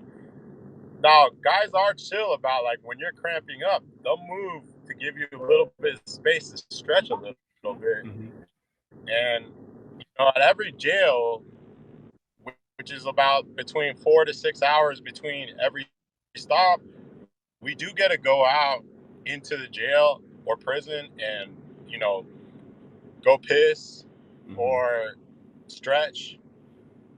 But in between, if you need to go to use the bathroom, you got to hold it in for like 4 to 6 hours. Oh my gosh. That's like normal. And then this was like one of the worst experiences of my life because I couldn't sleep. I'm in the middle of withdrawals. I mean, I kind of went through withdrawals already while I was in Boston, but I was able to buy drugs in Boston. I was able to buy Suboxone, which is I was an Oxycontin addict, which is an opioid. It's basically like heroin in pill form. And Suboxone is what they use to get off and all. But because we have Oxy, and so I was doing Suboxone while I was in Boston, just not just out of boredom to keep the withdrawals down. Once I got on the van, though, I had no access to drugs, so I'm basically withdrawing on the van. But I'm still stressed out about like what's gonna happen when I hit Tampa, and what's gonna happen, and then how uncomfortable the van is. It really wasn't that stressful about the withdrawals. I was more focused about, damn, like I got a pretty side. Like this was a 3-year-old warrant. I didn't get arrested for this in person. I sold drugs to someone. I allegedly sold drugs to someone at a motel in a box. And on the video, it had me handing them this box that they said had heroin in it. And it had my rental car license plate in the video. And I guess like 10 minutes later, this guy that took the box went down the street and started shooting up heroin immediately. He got caught by the police. And when the police asked him where you got it from, he said, me. Wow. And by the time they issued a warrant, because they have to issue the rental car company to give up my name. By the time they did all that up the Eastern Seaboard, so like this warrant wasn't issued until a few months after I had left Florida. I had no idea it even existed until I got locked up in North Carolina, and then they put a extradition hold on me. Um, Mm. but Florida couldn't come, and they tried to extend my extradition hold, and the judge said like, "Yo, you can't extend it. Like, you got 90 days. There's no reason for you guys not to get there in 90 days." And the way extradition holds work, if you fight it, is the attorney general, the state's attorney general, has to look at your paperwork and they have to sign an extra warrant, Mm-hmm. which isn't easy because, like, yeah, I had a trafficking charge, but compared to what Florida, they got people that are running on murder charges. They got people that are running on like some pretty severe charges, child Mm-hmm. molestation charges and stuff. It ain't the first thing that attorney generals are worried about. Mm-hmm. So I got lucky. They didn't pick me up. And to be honest, what was weirded me out about North Carolina is the warden of that jail. I mean, for lack of a better name for him, he actually gave me word of advice when I was leaving. He said, like, just because you're getting released, I would get out of North Carolina as soon as possible because number one, my warrant said that as soon as only east of the Mississippi River.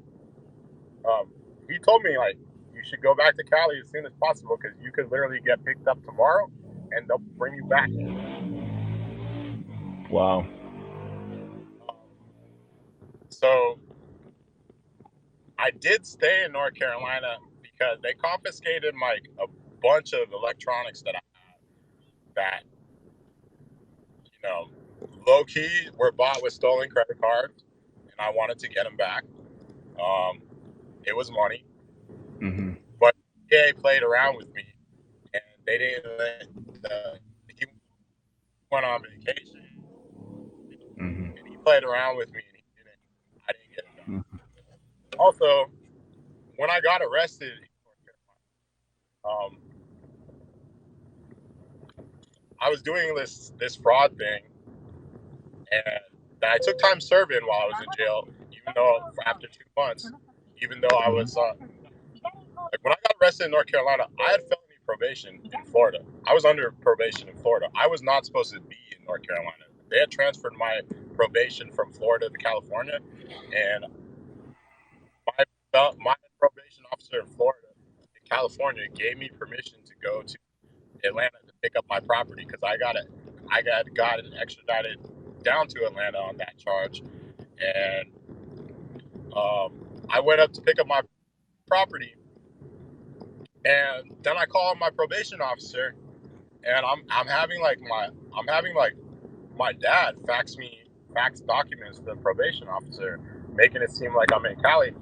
And finally, like one day, I asked him like, "When are you gonna come do the house check?" Mm-hmm. Because as soon as he told me when, I was gonna buy a ticket and fly back to LA.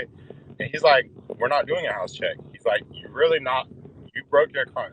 He's like, "You did your crime in Florida. We don't really care. I got all these other dudes to deal with. Stay out of trouble and get through your 9 months of probation, and you'll never have to worry about."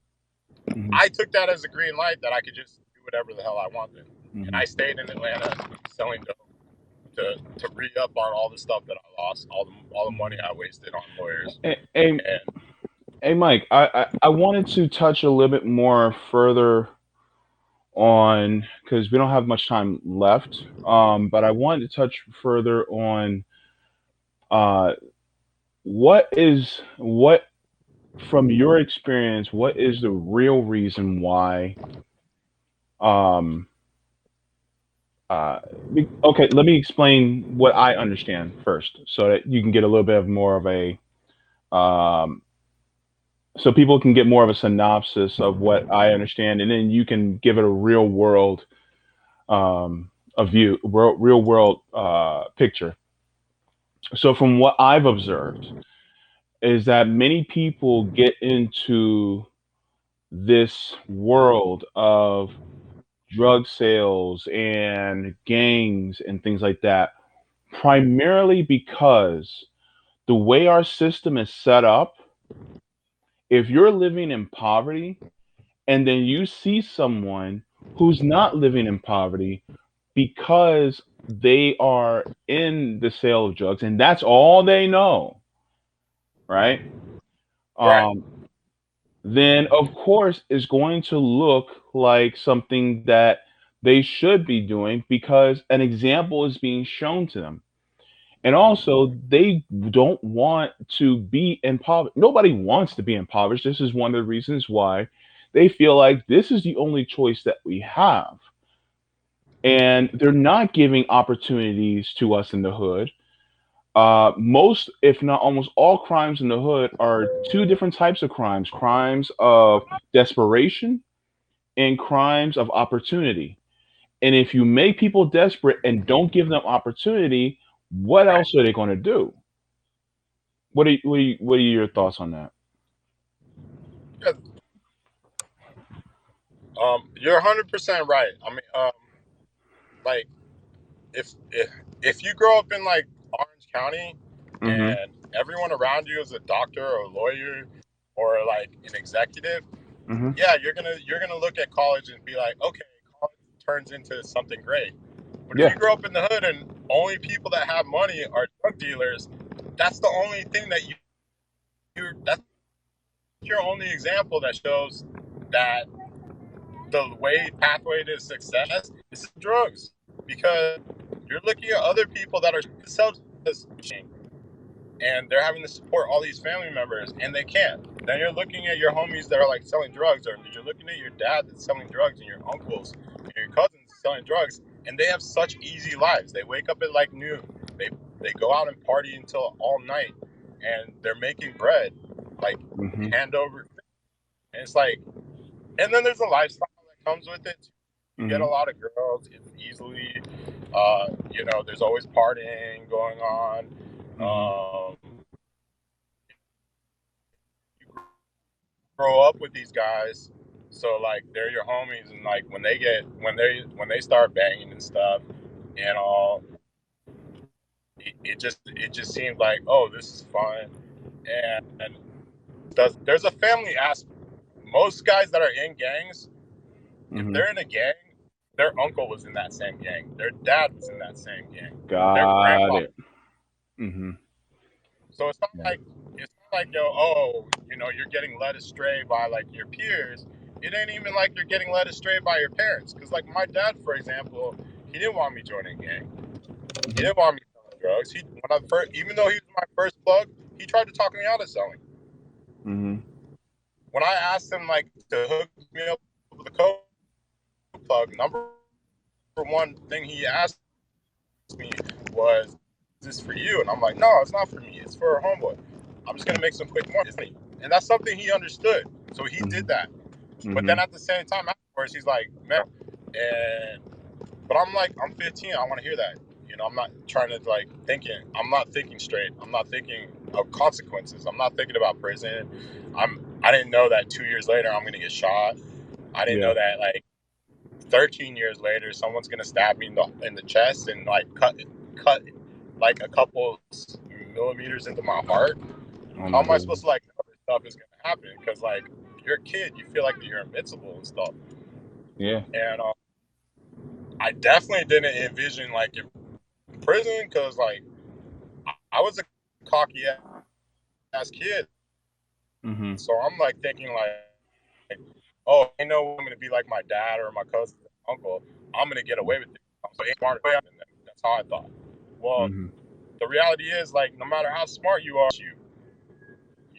they only have to catch you one time. You have to dodge them every day of the year, Yeah. and that one time can put you away for like years. Mhm.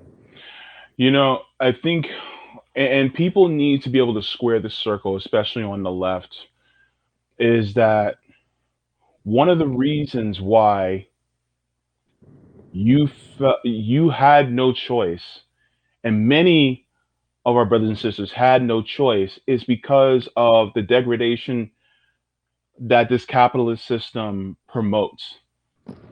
Uh, you if and this is a hypothetical, but it's pretty much proven.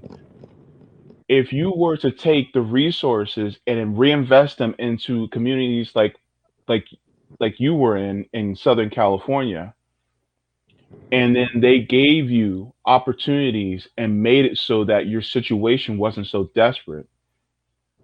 And they also not only did it for you, but they also did it for your elders, so to speak. So your dad, your uncles, your grandparents, all of them. Then would you even have been in the same situation that you were in?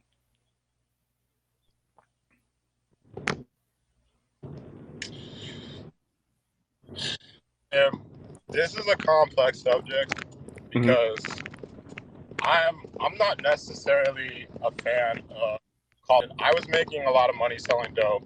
Hmm. I invested in I took some of my dope money and invested in Hmm. wholesale electronics warehouse that Hmm. still exists right now. And I'm a silent partner, and I get money every month for it Hmm. for doing nothing. And now I also have my own business on the side, even though I have work here where I Hmm. make money.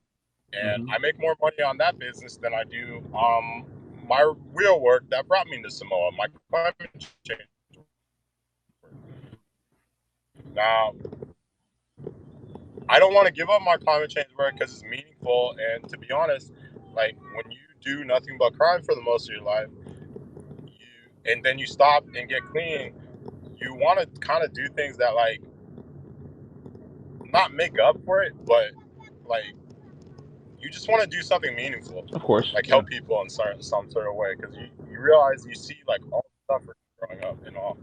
And when I had an opportunity to come to Samoa, which I'm part Samoan and I'm part Native and I'm part Jewish, when I had the opportunity to come here and learn about my family's culture Hmm. and then see the devastation, like see, look, our minimum wage is $1.25 an hour in Samoa. Whew. Like Wow. that, people make less. People make like $40 to $80 a week here, Hmm. and they're working 6 days a week, 10 hours a day, Hmm. and they're living in like poverty. Like I thought I grew up in poverty, Hmm. and yeah, I did. But people in the ghetto can still buy like the iPhone 12 Pro Max and keep it moving. Well, yeah. No one can do that here. Like only people can buy that here, Hmm. and there is like this American privilege that comes with like poverty that doesn't come with like in in the third world, developing world, where Hmm. like poverty hits different out here. Like Hmm. you got people living in where 10 deep and everyone's in one room sleeping on the floor on mats, and they have to put tarps up when it rains, and that's normal to them. They don't have indoor plumbing, and that's normal to them. Hmm. There's people that have gone years without electricity and water in their house, and they use candles to do. Their kids use candles to do homework, Mm. Wow. and that's normal to them.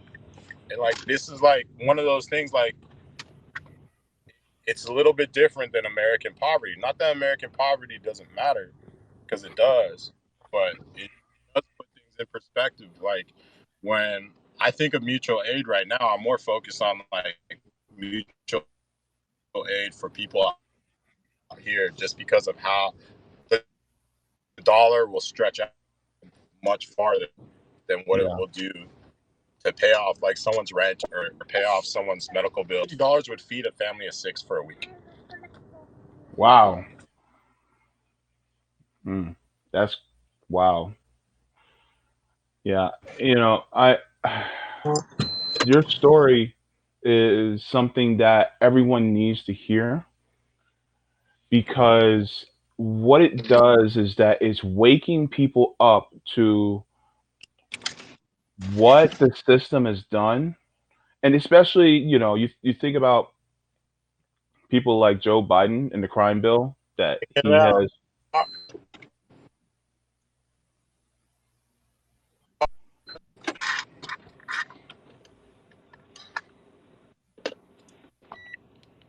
Mhm.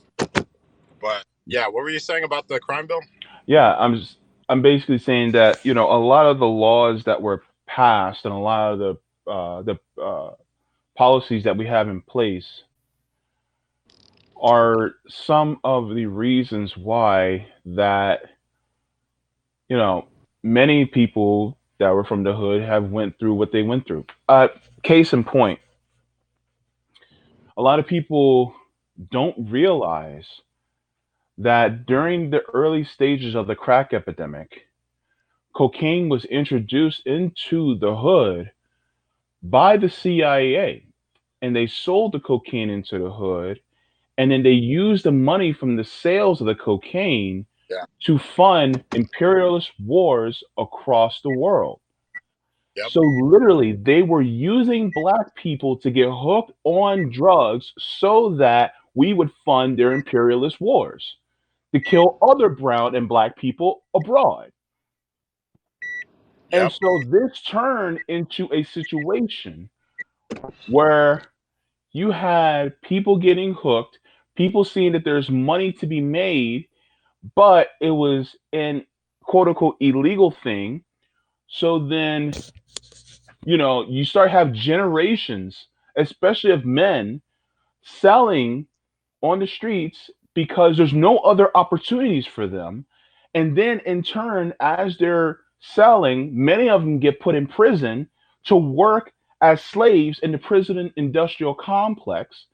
And then as they're working as slaves, little boys, girls, and non-binaries, they suddenly have no father figure in their life, or uncle, or grandfather, or cousin, and so then they are raised without them, but then they see that that's the only way that they have. So they continue the perpetual cycle. And so now, not only have you fed, the imperialism, you're also providing for the military industrial complex that also gives military grade weapons to police. You're also helping out the police unions because they need that crime in order to stay relevant.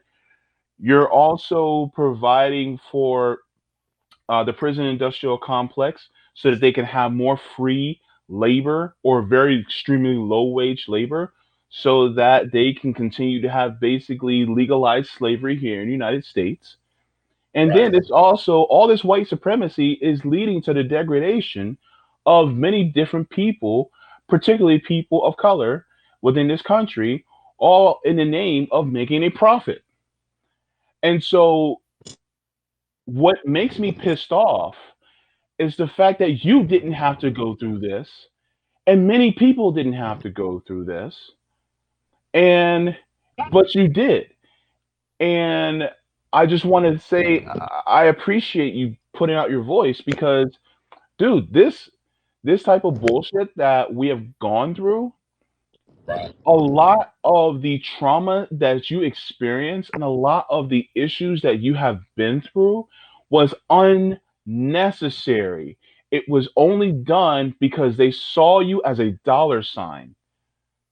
They s- and for people to try, especially people on the left, to try to shame you for something that this terrible system put before you. And don't get me wrong, people are like, oh, well, he made the decision. If the decision is either to eat a bowl of shit or to die, which one are you going to do? Is that really, Yeah. Exactly. that's the decision, So it's Yeah. really Because cold. I think Yeah, go ahead. like my dad grew up in Baldwin Hills, which is Hmm. right next to Compton and Washington, Inglewood and stuff. Yeah. Um, that's where the Magic Theaters are, is in Baldwin Hills, and he got caught up in the crack epidemic. Hmm. My uncle did too, and they were selling crack in the 80s. And you know, a few months after I was born, my dad got arrested for selling crack on that 86 crime bill that Biden made, where um or before, actually, wait, no, he didn't actually make the 86 crime bill came afterwards, but he got arrested for selling crack, and he was in Wayside, and my mom had to take me as a baby to visit my dad in prison. Hmm. Like that's where I was, like, my first of being in lockup was visiting my dad as a baby, which is obviously something I can't remember, but it's still kind of wild. Like, this was normal. And Yeah. then later on, he did get hit. He did go to prison because of that 86 bill, and where they said that 5 grams of crack gives you the same sentence as 500 grams of cocaine. I Oh my. wonder why. You Wow. know, when, when you have a guy like Biden coming out and saying that good people fall victim to cocaine in the suburbs and bad people get addicted to crack, you know what he's trying to say. He's basically Oh. saying that when white people get addicted, it's okay. When black and brown people get addicted, they're violent criminals. Yeah. That's crazy, man. Um. And my dad, even black, white, that's not. Mhm. But as far as whether or not they like you, the way that they view you, like if I said everything that they wanted, that they identically agreed with, they wouldn't come after my record. It's when I step out of line Mhm. in a mostly white environment, by the way. The Mhm. left is a mostly white environment. It's when black and brown leftists step out of line and disagree with them that all of a sudden now you want to attack my record, attack my felony background, attack my victimhood as a crime bill victim, which is Mhm. like you think you're owning me, but what you're also doing is you're disparaging like millions of black and brown people that Yeah. felt the same people that you guys say you care about. You know, when you say ACAB, which is Mhm. like, okay, yeah, write down ACAB, say shit like defund the police or abolish the police, Mhm. but then you go and vote for the guy who incarcerated all of us. Yeah. And then you go and vote for the squad who voted for president when they were funding the Capitol Police funding bill, and they could have actually blocked that from happening, and they went and voted president. They didn't even have the guts to say yes. President is a yes, by the way. When Mhm. you have a vote that wins by one, and you have 3 or 4 squad members saying president, and they could have 2 of them could have blocked it. You allowed Mhm. that to happen. You basically supported that bill. You don't get to Yeah. you say that you're neutral. You're not fucking Switzerland. This isn't Yeah. how this works. Bill, you wanted to give more money to police when you know that that money could have went somewhere else. Yeah. Especially DC is very like screwed up in a lot of ways in the hood. Yeah. Yeah. That's true. Um. That was a wonderful point. We're gonna have to kind of end it there. Okay. I went a little over time. Um. But I want people to let you know where they can find you. Oh yeah. Like I said, my handle is non-voting felon on Twitter, or Michael Tanuvasa at Michael Tanuvasa. Um, I got an IG. Amazing, amazing. Thank you so much. Oh, Also, thank I you. want to encourage everybody to stay tuned to Fred Hampton Leftist. If I'm correct, I think Socialist MMA Nick, he will be going live in about a half an hour or so, and so stick around for him. And next week we will have a very special guest, a powerful progressive independent media. And I definitely want to have Michael Tanuvasa back on because there's so much I want to cover with him. And we'll probably do another one. We got to do another one because we can talk for hours on so many different subjects. This is one of my brothers, and yo, we can get into it, and we definitely will. Is that right? Right? Isn't that right, Mike? Yeah, honestly, JB is one of my good friends on Twitter. And Okay. as far as like that goes, that remember we were DMing about certain stuff to bring up with. We didn't even get a chance to bring up some of that stuff, and I would love to, because Oh yeah. the way that the way leftists look at like felons and stuff, and like the way they talk about us, like I don't like one thing I was telling you about. I don't like the way that people say like, "Oh, you changed," or "Oh, you got better," because Hmm. I was a drug addict from 15 that became a better person. you're basically erasing the fact that drug addiction is a disease. Like, you Yeah. wouldn't say that a cancer patient that got cured became a better person, but everyone feels comfortable telling someone that's a criminal or someone that's a drug addict that you became a better person when you got clean from that disease, when you Mm. fixed that disease, or you wouldn't. It's like saying that when you're in poverty, you're a bad person, but when you're out of poverty, you're a good person. Like, what kind of message are left sending when they try and throw that out there? That is true. We definitely have to Because I'm change the the way same we person approach I it. was when I was younger. I just have more.